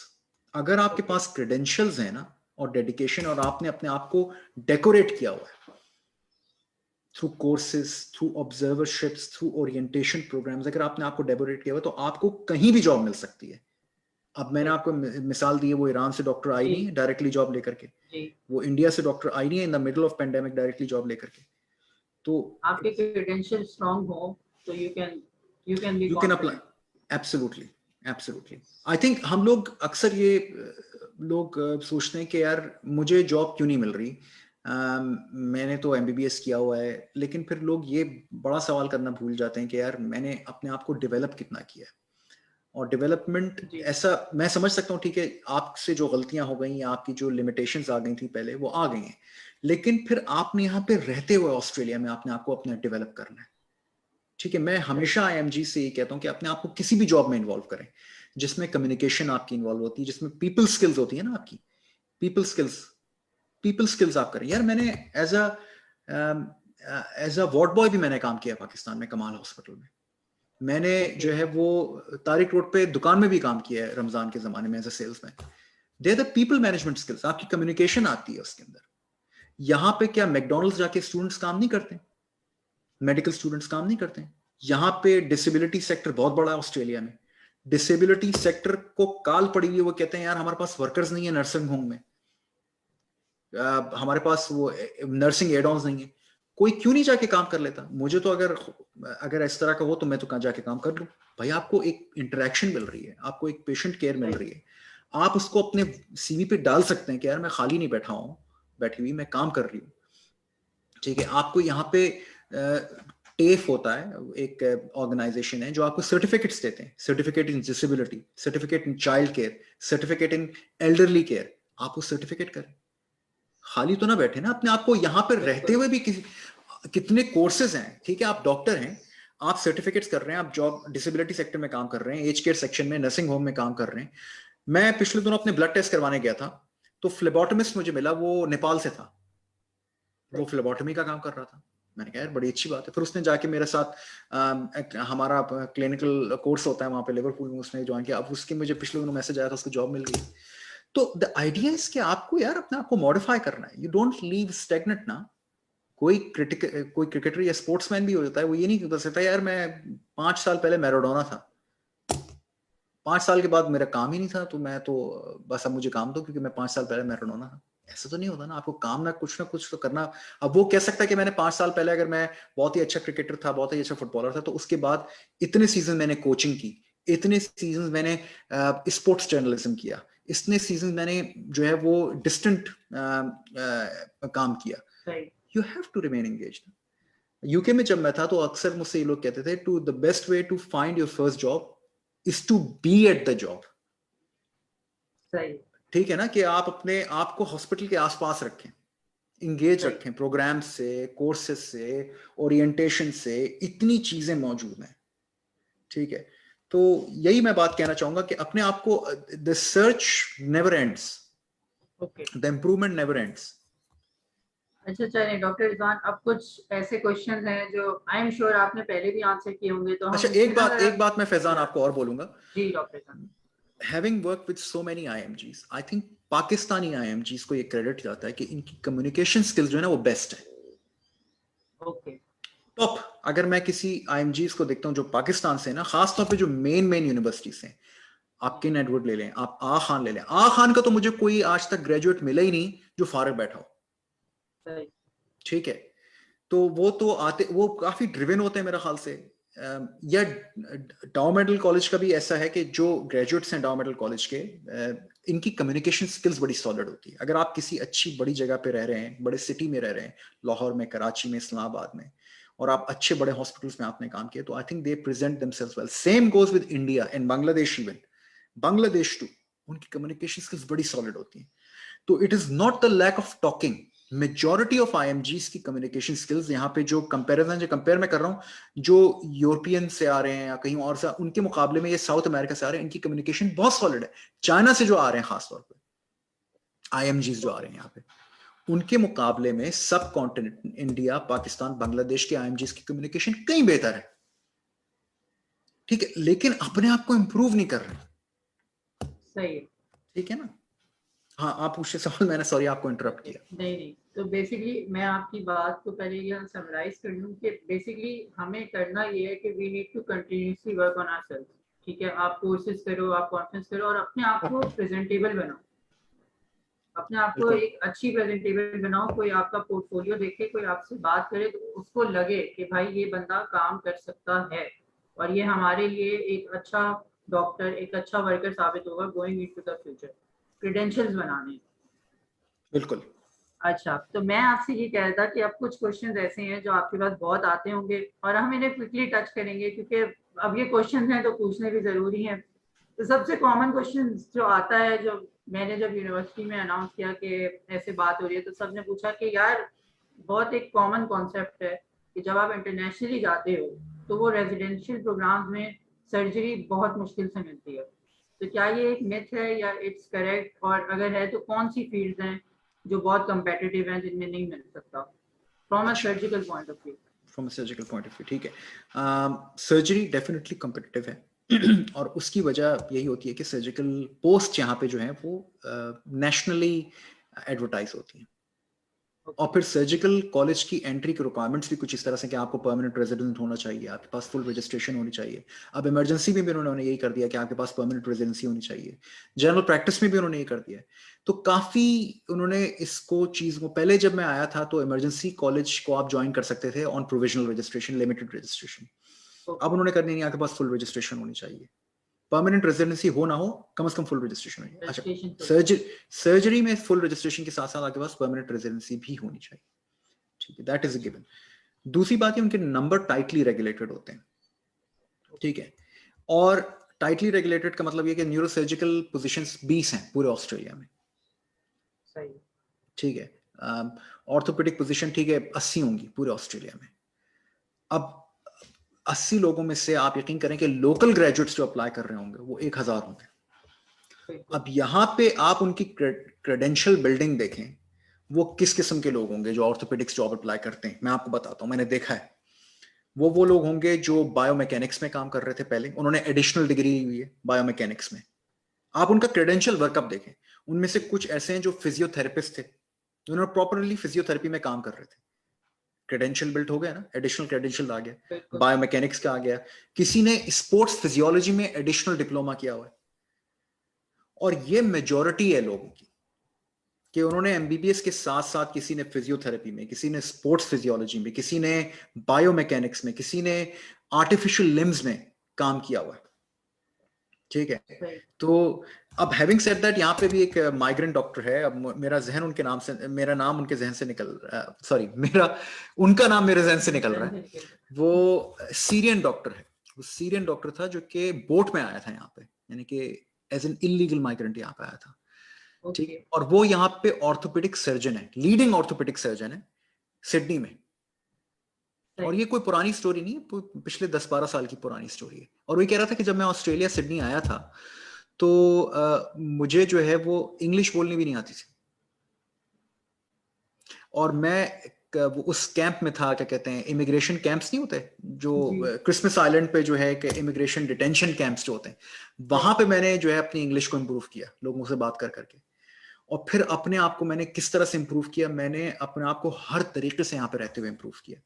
तो डेफिनेटली यहाँ पे कॉम्पिटिटिवनेस तो है सर्जिकल फील्ड में, लेकिन साथ में आपको ऐसी एग्जांपल भी मिलती हैं लोगों की जो यहाँ पे रहते हुए अपने आप को इम्प्रूव करते हैं, और उन्होंने उनको मिली है ऑर्थोपेडिक्स में। और फिर आई थिंक अगर आप सर्जिकल स्पेशलिटी की बात करें तो orthopaedics is probably even more competitive than neurosurgery, जबकि न्यूरोसर्जरी में लोग कम है क्योंकि ऑर्थोपेडिक हर कोई करना चाहता है यहाँ पे। तो yes, it is difficult to get into surgical specialties, not because of the fact that you are migrant, but because of the criteria are so high level up. इतना हाई उनके पास स्किल सेट आ रहा है लोगों का कि by the time वो आपको consider भी करेंगे तो आपके पास परमानेंट रेजिडेंसी भी होनी चाहिए, आपके पास फुल रजिस्ट्रेशन भी होनी चाहिए, आपके पास एडिशनल कोर्सेज क्वालिफिकेशन भी होनी, फिर आप कंपीट करें, आप फिर शिकायत करें। तो मैं कहता हूं कि हाँ यार, ये माइग्रेंट्स के लिए नहीं है। लेकिन ये कहना कि माइग्रेंट्स के लिए है ही नहीं, अभी मैं एक इंडिया के, साउथ इंडिया का एक वो था रजिस्ट्रार था जब मैं सेंट जॉर्ज हॉस्पिटल में आईसीयू के तौर पे काम करता था, तो साउथ इंडिया के एक रजिस्ट्रार कार्डियोथोरेसिक सर्जन के तौर पे काम कर रहा था। तो मुझे बड़ा अजीब से लगता था, मैंने कहा यार कार्डियोथोरेसिक इतनी कंपिटिटिव फील्ड है, वो साउथ इंडिया से आया हुआ था, अब वो अपनी प्राइवेट प्रैक्टिस चला रहा है एज ए कार्डियोथोरेसिक सर्जन। लेकिन उसके अंदर एक बड़ा, एक उसकी पर्सनैलिटी थी, वो बड़ा अफर्मेटिव था, बड़ा उसकी अच्छी कम्युनिकेशन स्किल्स थी। कल मैं काम पे था तो मैंने उसका एक पेशेंट देखा, रेफर होकर इमरजेंसी में आया हुआ था। तो कहने का मकसद ये नहीं कि it's impossible, it is possible, but it's highly competitive, and it's competitive for a reason, because you know the people who are applying for these jobs are so well decorated. You need to get them at least to their level, give them a run for their money. ठीक है। तो basically यहाँ पे इसको हम अगर summarise करें तो it's not that it's difficult, it just it's very competitive, and जो क्रेडेंशियल्स जो लोग आ रहे हैं वहाँ पे अप्लाई करने, जिन क्रेडेंशियल्स के साथ आ रहे हैं, यहाँ पे लोगों के वो क्रेडेंशियल्स नहीं है। एंड अगर इफ पीपल वर्क हार्ड, वो ऑस्ट्रेलिया जाके काम करें या यहाँ काम करें और अपने क्रेडेंशियल्स बनाएं, जिस तरह आपने बताया बायोमैकेनिक कोर्स और फिजियोथेरेपी, तो it is possible, it is possible, definitely it's possible. अगर आपका, मैं ये नहीं कह रहा हूँ कि आप बायोमैकेनिक्स हैं, आप फिजियोथेरेपी करें, अगर आपका पाकिस्तान में, इंडिया में, ईरान में, अफगानिस्तान में आपका एक्सपीरियंस है ऑर्थोपेडिक्स में, आपने पब्लिकेशंस की हुई ऑर्थोपेडिक्स में, आपका रिसर्च एक्सपीरियंस है, आपने अपने आप को अच्छा काम करके अपने आप को स्टैब्लिश किया हुआ है, तो definitely you deserve a shot, at least apply करना तो बनता है आपका। जी फिर ना, तो फिर आप शिकायत करें, अच्छा लगता है कि आप मुझे जॉब नहीं दी, डेफिनेटली। तो ये, लेकिन और दूसरी बात ये है कि ये हर जगह है। आप यूएस में भी जाएंगे तो वहां पे भी आपको अपने आप को एक्स्ट्रा वर्थ बनानी होगी। अब वो वर्थ आप अपने होम कंट्री में बनाते हैं या अपने आप वहां पे बैठे बैठे बनाते हैं रिसर्च करके। वहां पे लोग सालों करते हैं सर्जरी में रिसर्च, सर्जरी में जाने के लिए कि यार मैं कर रहा हूँ रिसर्च, सर्जरी में मुझे मिल जाए एंट्री। ठीक है, आपको अपनी क्रेडेंशियल्स डेवलप करने, ठीक है ना। बिल्कुल। और यार ये तो क्रॉस स्पेशलिटी है ना, ये तो आप किसी भी इंडस्ट्री में बात कर लें, आप बिजनेस सेक्टर में चले जाएं, आप क्या कहते हैं बैंकिंग सेक्टर में चले जाएं, इकोनॉमिक्स में चले जाएं, आपको हमेशा टॉप क्रीड पे वही आदमी मिलेगा जो कि जिसने अपने आप को वैल्यूएबल बनाया हुआ है। चलिए, ये क्वेश्चन आपने बहुत ही अच्छे तरीके से हमें एक वेल एक्सप्लेन कर दिया कि भाई आप अपने आप को बिल्ड करें और आप उस लेवल पर आके आप compete करें, और फिर अगर ना हो तो आप कंप्लेन करें। ठीक है। अच्छा डॉक्टर रिजवान, अब कुछ क्वेश्चन दोबारा के ड्यूरेशन ऑफ रेजिडेंसी, जैसे यूके के बारे में लोग कहते हैं कि it's a very long period, okay 10 years तक होता है, तो ऑस्ट्रेलिया में रेजिडेंसी की क्या ड्यूरेशन होती हैं? ऑस्ट्रेलिया में देखें, मैं अक्सर एडवाइस करता हूँ कि बेस्ट जो shortest possible post graduation route है वो फैमिली मेडिसिन का। 2.5 से 3 साल के अंदर अंदर आप फुली क्वालिफाइड जनरल प्रैक्टिशनर बन जाते हैं and you are reasonably well paid, very well paid in fact. और फिर यहाँ पे ऑस्ट्रेलिया में चूंकि हेल्थ सिस्टम क्यों अच्छा है, हम यूँ बात करते हैं क्योंकि प्राइवेट और पब्लिक कंबाइन, आप अपना खुद बिजनेस कर सकते हैं, आप अपनी खुद जनरल प्रैक्टिस खोल सकते हैं, ठीक है। If you have got an understanding, आप बैंक से लोन लेकर, कमर्शियल लोन लेकर अपनी अपनी प्रैक्टिस कर सकते हैं। तो वो कहते हैं ना, पाकिस्तानी तो 2 काम करते हैं, एक तो टैक्सी चलाते हैं या फिर डॉक्टर होते हैं। तो यहाँ पे भी ऐसे ही, या तो टैक्सी चला तो मिलेगा आपको, या फिर जीपी डॉक्टर मिलेगा आपको पाकिस्तानी। और कितने लोग आए हैं जो खासतौर पे इजिप्ट से आए हैं, लेबनीज हैं, उन्होंने प्रेफर ये किया है कि उन्होंने जनरल प्रैक्टिस का रूट लिया क्योंकि it's short plus it's got a business potential, ठीक है ना। तो ये हाँ, इट पेज वेल, क्योंकि it pays well in a business sector के अगर आपके पास प्रैक्टिसेस हैं अपनी। अब लोग यहाँ पे आते हैं, कुछ पाकिस्तानी ऐसे हैं जिन्होंने इसको एज अ बिजनेस लिया है, कुछ पाकिस्तानी ऐसे हैं जो कि डॉक्टर नहीं भी हैं, उन्होंने जीपी प्रैक्टिसेस खरीदी हैं, वो चला रहे हैं, एज अ बिजनेस चला रहे हैं। तो there is an opportunity for you to grow yourself अगर आपका बिजनेस माइंडसेट है। आप अपने कुछ कितने डॉक्टर्स जो हैं वो रिटायर भी हो जाते हैं अर्ली कि यार मैं तो सिर्फ प्रैक्टिसेस रन करता हूँ अपनी। It's a humongous task, it's very challenging, but अगर आपका सवाल का मैं जवाब दूं कि general practice is the shortest post graduation programme. इसके अलावा जो मेडिसिन के प्रोग्राम्स हैं, जैसे कि आपके ले लें फिजिशियंस प्रोग्राम ले लें, कार्डियोलॉजी का ले लें, गैस्ट्रोएंटरोलॉजी का ले लें, पहले तो आपको बेसिक बीपीटी जिसे कहते हैं, बेसिक फिजिशियंस ट्रेनिंग, वो करनी होगी, जो कि 2 साल की है after the intern year. So resident year 1 and resident year 2 आपको बेसिक फिजिशियंस ट्रेनिंग करनी है, और आप में अपना इम्तिहान पास करना है, बीपीटी एग्जाम, जिसको आप fellowship of royal college of physicians कहते हैं, रॉयल कॉलेज ऑफ फिजिशियंस, ठीक है, वो आपने पास कर लिया, जो कि एफसीपीएस के इक्विवेलेंट होता है। अब उसका स्पेशलिटीज का यहाँ पे कोई एग्जिट एग्जाम नहीं है, यानी कि कार्डियोलॉजी का कोई एग्जिट एग्जाम नहीं है, गैस्ट्रोएंटरोलॉजी का कोई एग्जिट एग्जाम नहीं है।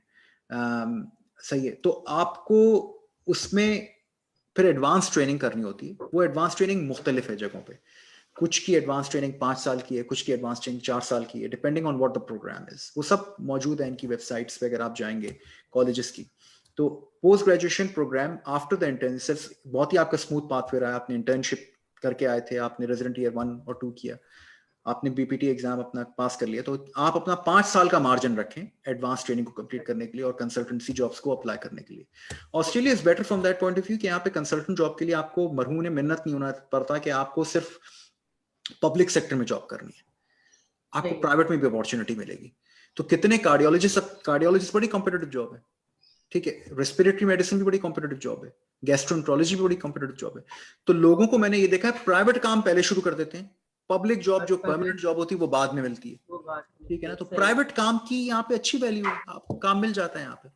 तो it does not really matter how long is the programme. आप अपने आप को एज ए माइग्रेंट आप एडिशनल 2 इयर्स तो रखें, एग्जाम्स के रखें, लाइसेंसिंग एग्जाम्स के रखें, जॉब रहने के, तो ऑन टॉप ऑफ अगर इमरजेंसी का प्रोग्राम, जैसे मेरी अपनी स्पेशलिटी है, वो 4 साल का प्रोग्राम है एडवांस ट्रेनिंग का, ठीक है। तो 4 साल के बाद आप उसके ऊपर 2 साल एडिशनल रखें।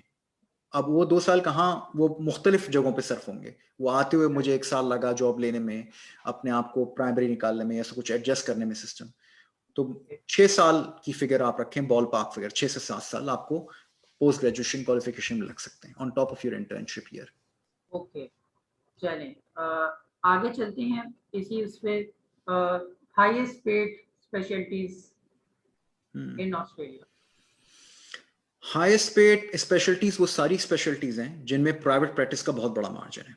तो सर्जिकल स्पेशलिटीज में orthopaedic surgeons, neuro surgeons, they are highest paid specialties, ठीक है। मेडिकल स्पेशलिटीज में most of the medical specialties have got private sector.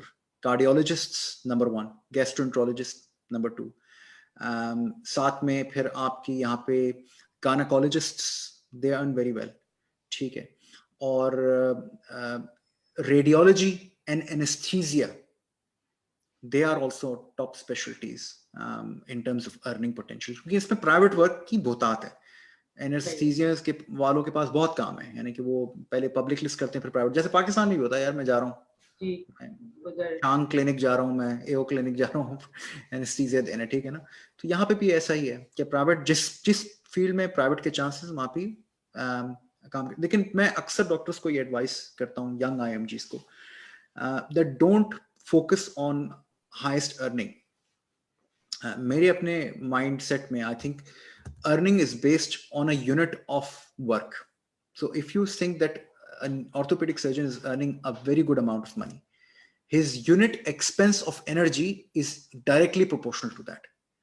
Okay. वो एक हफ्ते में 4 हिप्स डाल रहा होगा, वो एक हफ्ते के दौरान अपने 6 बॉर्डर राउंड्स कर रहा होगा, वो पब्लिक क्लिनिक्स भी चला रहा होगा. तो ऑन एन एवरेज जो कि एक्सपेक्टेशन होती है जॉब डॉक्टर की वो 40 घंटा काम करें, वो 80 से 100 घंटे काम कर रहा होगा. तो फिर क्या होता है, एज अ रिजल्ट आपकी प्राइवेट लाइफ सफर करती है. तभी हमने ये देखा कि अक्सर, मैं बेशतर तो नहीं बोलूंगा, अक्सर जुरिस्डिक्शन में जहां पे बहुत ही हाईली पेड स्पेशलिटीज हैं, हाई डिमांड वर्क है, खास तौर पे सर्जिकल स्पेशलिटीज में जहां पे आप अपना प्राइवेट काम कर रहे हैं, या रेडियोलॉजी में भी आपका बहुत प्राइवेट काम है, बहुत फैला हुआ काम है, तो आपकी फिर पर्सनल वेलबींग सफर करती है.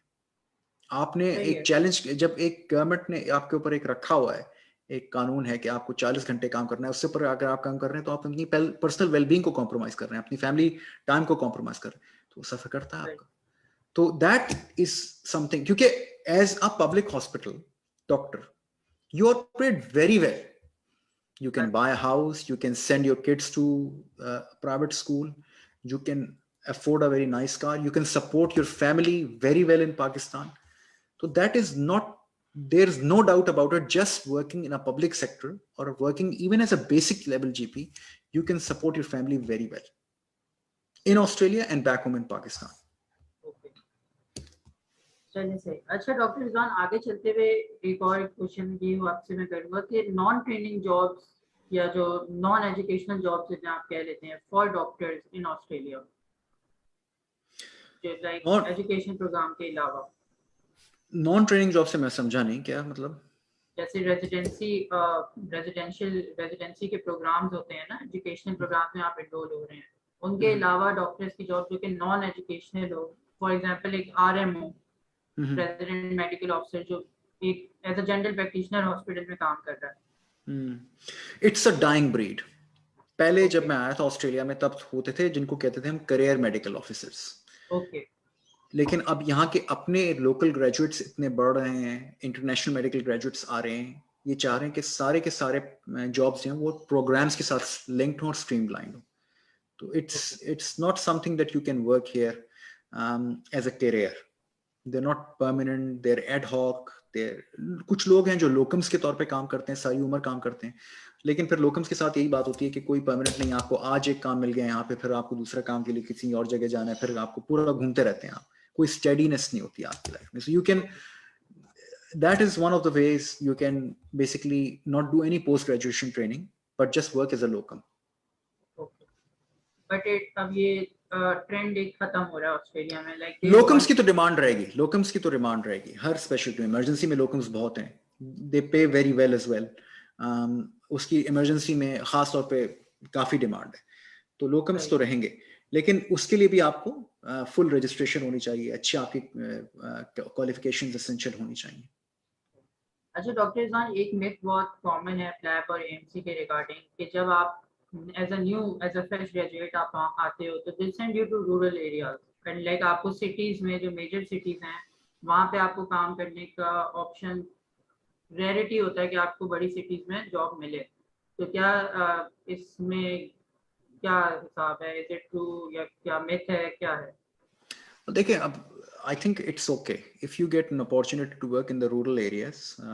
यहाँ पे मोरेटोरियम है एक्चुअली, यहाँ पे एक बड़ा एक क्लियरली डिफाइंड पाथवे. जो भी IMGs आते हैं, खास तौर पे जो जनरल प्रैक्टिस में जाना चाहते हैं, उनको 10 साल का मोरेटोरियम करना होता है, यानी कि उनको एरिया ऑफ नीड में काम करना है. ठीक है, 10 साल का मतलब ये कि उन्होंने अपना सिस्टम, हेल्थ सिस्टम इस तरह से बनाया है कि unless and until you working in hospital practice, अगर आपको जीपी प्रैक्टिस में काम करना है तो 10 साल आपको मोरेटोरियम यानी कि रूरल ऑस्ट्रेलिया में काम करना पड़ेगा, जहां पे लोग नहीं हैं काम करने के लिए. तो यूज इट एज, मैंने आपको पहले ही बताया था कि वहां पे जो रीजनल रूरल एरियाज हैं, वहां पे लोकल कम्युनिटीज हैं, उनको जरूरत है डॉक्टर्स की. That is a good pathway, it gets you a job early on. और 10 साल का मोरेटोरियम करने आप कहीं भी जॉब कर सकते हैं. कितने डॉक्टर्स आए, उन्होंने सिडनी में अपने मेडिकल सेंटर्स खोल लिए, अपने जीपी क्लिनिक्स खोल ली. So that is not a big disadvantage, कोई कंप्लेंट नहीं है उसकी. आप सिटी में, life is very expensive, very fast paced, especially it's very difficult to adjust. So I think it's better that you start off from a smaller hospital, regional hospital, and then you work yourself up through that. And और यहाँ पे देखें rural और regional areas का मतलब वो नहीं है जैसे पाकिस्तान में होता है. यहाँ पे regional rural areas they've got good highways, good airports, good internet speeds, school, colleges, universities there are there in regional centers. Rural हाँ बहुत रूरल जो हो जाते हैं वहां पे एक तकलीफ दे मरहला होता है. But then again I think it is I won't say कि आपको बहुत ही रूरल जगह मिल जाएगी एकदम से पहले as a fresh medical graduate. ऐसा नहीं होता. रीजनल मिल सकती है, रूरल नहीं मिलेगी आपको, क्योंकि रूरल वहां पे वही उन्हीं लोगों को भेजते हैं एक्सट्रीम रूरल एरियाज में जिनकी एटलीस्ट फुल रजिस्ट्रेशन होती है. ओके. अच्छा डॉक्टर इरफान, अब एक क्वेश्चन ये कि pros and cons of Australian life. Number one pro है, मैं जैसे शुरू में कहा था प्रोफेशनल लाइफ का, it is a good work life balance. आप अपना काम, the hospitals are not too busy and you know you get paid very well and there is a good training pathway and you can adapt, you can select and complete your postgraduate training. That postgraduate training is well recognized throughout the world. तो अगर आपने postgraduate training कर ली अपने आप को establish कर लिया, तो आप मिडल ईस्ट में, यूके में, कनाडा में जाके अपने आप को काम कर सकते हैं. और पाकिस्तान में ऑब्वियसली आप अपने आप को कैरी ऑन कर सकते हैं. This is from the professional point of view it's good. यहाँ पे बच्चों की स्कूलिंग, एजुकेशन लेवल्स जो हैं अच्छे, इंटरनेशनल लेवल पे सब कुछ. These are the plus points. Life यहाँ पे प्लस पॉइंट यही है कि अच्छी है. कोई ऐसा मसला नहीं है in terms of you know provisions. हर चीज अवेलेबल है यहाँ पे, from basic household items to luxury items, everything is there. It's good cosmopolitan life experience. कौन से ही है कि it's a very far away country from the point of view to, आपको कराची जब मैं आता हूँ तो मुझे कम से कम 18 घंटे लगते हैं flight time. Door to door, हाँ डोर टू डोर जो है वो it's 24, but that's same for the US, right? दूसरी बात ये कौन सी, यहाँ पे इतनी देसी कम्युनिटी नहीं है compare to the UK, compare to the US. Obviously तो आ रहे हैं लोग लेकिन कम है. Australia, after all, is a migrant country, and you know people are migrating, but it's less compared to that. So if you're that kind of person जो कि अपनी local communities में रहना चाहते हैं, तो unless and until you're living in Sydney, Melbourne और कुछ करीब के areas, then you'll feel कि यार मैं कहाँ आ गया, ये तो अपना कोई बात करने वाला नहीं. और मैं कौन इसके, you know, when you left your country, you always feel vacant. So that is for every country. Even though you may go to US, आपकी पूरी फैमिली अगर आपके साथ नहीं है यूएस में या यूके में या ऑस्ट्रेलिया में, आपको एक अंदर लगेगा कि आपके अंदर वो एक खला मौजूद है. तो एक तो हर जगह से, तो अगर आपकी फैमिली नहीं है तो that is something, and then life could be challenging for migrant workers for that reason. Different issues होते हैं यहाँ पे. अच्छा डॉक्टर इरफान, सॉरी मैं आपकी बात पे, बट यहाँ पे मैं एक क्वेश्चन ऐड करना चाहूँगा कि पाकिस्तान के बारे में. Like you been away for 15-16 years और आप आते रहते हैं. लाइक आई रिमेम्बर जब हम फर्स्ट ईयर में थे तो इमरजेंसी फोकस की वर्कशॉप हुई थी, आई थिंक पीसी होटल में एंड ऑल. तो what are the things that you miss about Pakistan? I miss my family. मेरी अम्मी वहीं रहती हैं अभी, मेरी बहन रहती है, मेरे सारे चचा मामू सब वहीं रहते हैं. तो obviously I miss those. Family is the first thing. You know, it is often said कि जब आप कोई मुल्क छोड़ देते हैं ना, तो आपको मुल्क की दरो दीवार से ज्यादा अपना वक्त गुजारा वहाँ पे याद रहता है. और वक्त जो है वो लोगों से होता है, ठीक है ना. मेरा बचपना वहाँ पे लोगों से मुंसलिक है, तो मैं लोगों की कंपनी को मिस करता हूँ. दूसरा, हाँ, एक अपनाइयत जो होती है पाकिस्तान में. हम जब कराची में लैंड करते हैं तो एकदम से एक अपनाइयत, एक भाईचारगी, भाईपना, भाईबंदी जो है वो एकदम से आप एसोसिएट करते हैं उससे. तो ये चीज़ें हैं. लेकिन नेचुरली अब आप जैसे जैसे ऑस्ट्रेलिया में रहते हैं, 16 साल मेरा बच्चे जो हैं वो यहाँ पे हैं, तो it becomes your second home. तो you lose a part of your you know nativity. कि मैं तो एसोसिएट करता हूँ मेरे बच्चों के लिए वो हॉलिडे डेस्टिनेशन है पाकिस्तान. वो शायद एक आध महीना तो रह लें, उसके बाद उनको यही होता है कि वापस आओ. मुझे भी ये होता है यार, अब जाओ काम जाओ. अच्छा डॉक्टर इरफान, एक इशू जो कि यूरोपियन कंट्रीज और इन जनरल जो इंग्लिश पीपल लिविंग कंट्रीज में होता है, जो लोगों को बहुत डर है, एक तो रेसिज्म और सेकेंडली इस्लामोफोबिया। तो इस पर अगर आप एक छोटा सा कमेंट कर दें कि ऑस्ट्रेलिया में इस सिनेरियो के रिगार्डिंग क्या सिचुएशन है। देखें, अगर तो कोई ये कहता है ना कि रेसिज्म नहीं है, तो मेरे ख्याल से वो नाइव है अपने अपनी सराउंडिंग से। रेसिज्म तो डेफिनेटली है। वो आप यूएस जाएं, यूके जाएं, ऑस्ट्रेलिया आए, न्यूजीलैंड जाएं, रेसिज्म हर जगह पे। और उसकी मैनिफेस्टेशन टाइम टू टाइम, वो जो वाकयात होते हैं वो उसकी मैनिफेस्टेशन ही होती है। तो अगर तो ये आपसे कोई कह रहा है कि नहीं आप यूके आ जाएं, यहाँ तो बिल्कुल रेसिज्म नहीं है, यहाँ तो आप यूएस आ जाएं, यहाँ तो सवाल ही नहीं पैदा होता रेसिज्म का, जनाब मैंने तो कोई चीज़ ही नहीं सुनी है आज तक। वहाँ पे भी आपको गन क्राइम मिलेगा, आपको इस्लामोफोबिया मिलेगा। न्यूजीलैंड जो कि बहुत सेफ समझा जाता है, हम आपने अपना एग्जाम्पल देखी हुई है कि जो हुआ सब कुछ, तो रेसिज्म तो है। ठीक है, अब रेसिज्म फी जमाना उसको टैकल कैसे करना ना, that is the more important question. ठीक है ना? तो I don't think racism limits you in any way. The way you address the racism seriously undermines your performance. अगर तो आप बिल्कुल ही डिटैच्ड हैं, अपनी कम्युनिटी के अंदर रहते हैं, आपकी नेटिव ऑस्ट्रेलियन जो यहाँ पे हैं उनके साथ कोई एंगेजमेंट ही नहीं है, तो फिर तो आप एक सिस्टमैटिक डिस्क्रिमिनेशन से रहेंगे। लेकिन अगर आप इंगेज करते हैं, उनके साथ लाउडली इंगेज करते हैं। मैं जब पहले काम पे जाता था तो बजाय मेरे ऊपर कोई डोमिनेट करे, मैं उनके ऊपर डोमिनेट कर देता था। मैं उनको इतना अनकंफर्टेबल कर देता था उनकी पोजीशन में। अभी भी मेरा यही एक मोडस ऑपरेंडी है। शायद मेरी पर्सनैलिटी ऐसी है कि मैं इतना अपने आप को लाउडली एक जगह पे रखता हूँ कि वो they have to give in to me. अब उसके दौरान भी मेरे साथ कितना रेसिज्म हो जाता होगा मुझे पता नहीं है कि, लेकिन मैं ये समझता हूँ कि I think when you have left your country you must make efforts to engage in a new country. वो कम्युनिकेशन है, वो engagement to the local people है। उनको आप अपने घर में भी बुलाइए। हमारे घर में ईद की पार्टी होती है, हम अपने मेरी वाइफ अपने लोगों को घर बुलाती है, जिसमें मुस्लिम्स भी होते हैं, नॉन मुस्लिम्स भी होते हैं, मैं भी बुलाता हूँ। तो engagement with the community is important. That softens the blow और दैट मिनिमाइज और एलिमिनेट्स द ब्लो। ठीक है ना? तो I think that is something which you how you perceive it. ऐसा कहना कि मैं तो जी रेसिज्म है ही नहीं बिल्कुल, तो ये भी गलत है। मुझे तो ये भी याद है कि जब पाकिस्तान होता तो हम बड़े रेसिस्ट थे यार। ये बंगाली है, वो पंजाबी है, और जनाब इसका ये तुम यार तुम जो हो, तो हमसे तो बड़ा रेसिस्ट कोई होता ही नहीं है। हमारी तो रेसिज्म के लेवल ही डिफरेंट है। अर्बन रेसिज्म है, कोई रीजनल है, ये सिंधी माड़ू है, तो ये तो I think racism is there. Obviously, we don't. In Pakistan, it's taken in a different way. हम तो जोक में उड़ाते हैं बात को। यहाँ पे लोग सीरियसली लेते हैं कि यार नहीं मैं उसको काम नहीं दूंगा, ये कुछ नहीं। तो that is, I think this is how you perceive. अब अगर आपके साथ अगर कोई आपका बंगाली बॉस होगा, आप उसके साथ रेसिज्म करके दिखाएं।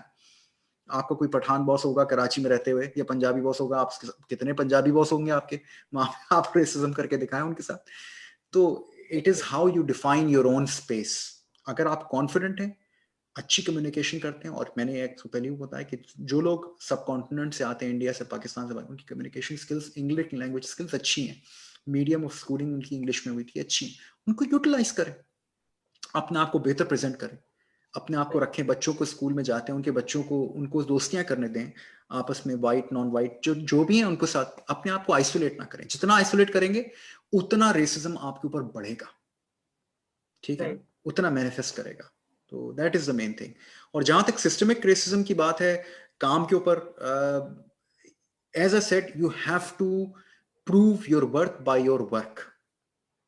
एक मर्तबा आपने ये शो कर दिया कि आपके काम जो आप करते हैं you stand for that, then nobody will target you.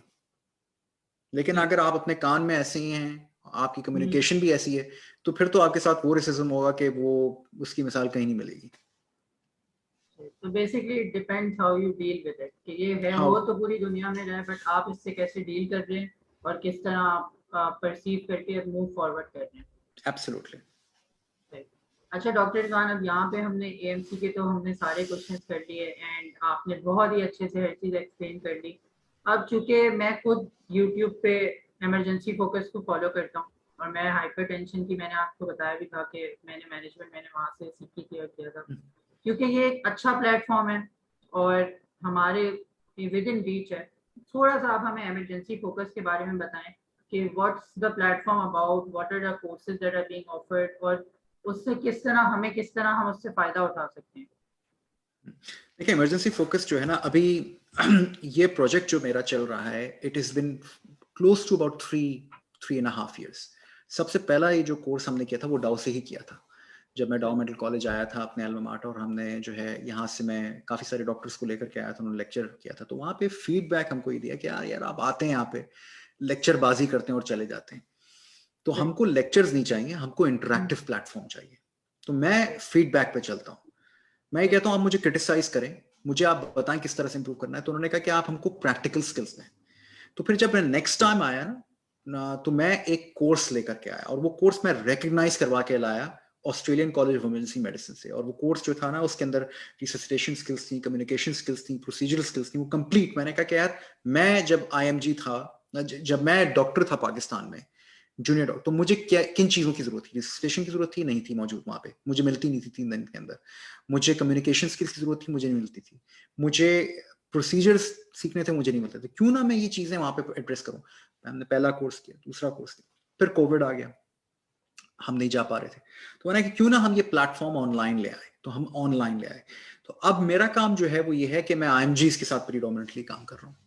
तो उनको मैं वो चीजें प्रोवाइड करता हूँ जो कि मैंने आईएमजीज जब मैं यहाँ पे आया था जिनके साथ मैंने स्ट्रगल की, और उसकी वजह से मेरा काफी टाइम वेस्ट हुआ उसमें। जैसे कि बेसिक बुनियादी यही है कि कोर्सेज जो होते हैं आईएमजीज के लिए, जब मैं यूके में था तो वहां पे एक कोर्स उन्होंने किया था ओरिएंटेशन कोर्स फॉर आईएमजीज, तो वो मैंने ज्वाइन किया। उससे मुझे इतनी गुर की बातें पता चली उस courses, orientation course in the UK जो कि उन्होंने बनाया था वहां पे, कि it really help me find my first job. तो मैंने इस तरह के एक ओरिएंटेशन कोर्स रखा है, क्लिनिकल ओरिएंटेशन कोर्स। फिर यहाँ पे ऑस्ट्रेलियन मेडिकल काउंसिल एग्जाम जो है 2, जो है जो क्लिनिकल एग्जाम है, उसके अंदर मैंने देखा है आईएमजीज बहुत स्ट्रगल करते हैं, उनका बड़ा फेल रेट हाई। तो हमने पूरा वो एक नए सिरे से पूरा प्रोग्राम बनाया कि यार हम इसको हम नए सिरे से अप्रोच करते हैं। हम इसके अंदर जो है अपने मॉक एग्जाम्स भी रखते हैं, हम इसके अंदर रोल प्ले भी रखते हैं, इसके अंदर हम जो है वो हर चीज इसके अंदर एमेलगेमेट करते हैं, और सिर्फ उसको वो लोग पढ़ाएंगे जो कि सिस्टम में काम कर रहे हैं, ताकि वो आपको डायरेक्टली सिस्टम से आशना कराएं। तो I think from that point of view it really help me consolidate. फिर हम अपनी लिवरपूल हॉस्पिटल में जो मैं प्रैक्टिकल वर्कशॉप भी कराता हूँ, तो that also help me. And I think that platform YouTube is a way of it's a way of my case reflection. अब ये मुझे इस तरह से भी हेल्प करती है कि फर्ज करें कि अगर मैं कोई इंटरेस्टिंग केस देखता हूँ तो उसको मैं लर्निंग पॉइंट ऑफ व्यू से मैं यूट्यूब पे बना देता हूँ, फेसबुक पे डाल देता हूँ। तो उससे लोग जो है ना वो जो कोर्स नहीं ज्वाइन कर पाते या जो रिफ्लेक्टिव लर्निंग चाहते हैं वो इन चैनल से अपने आप को ओरिएंट करके जो है वो लर्निंग जारी रहनी चाहिए, स्टॉप नहीं होनी चाहिए। ठीक है ना?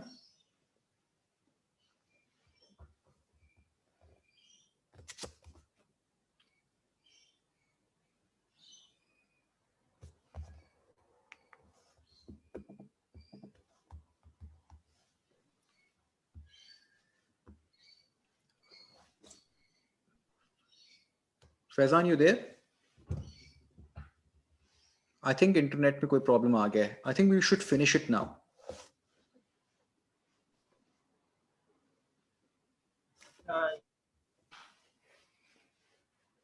Yes, sir. चले चले, I think will stop here.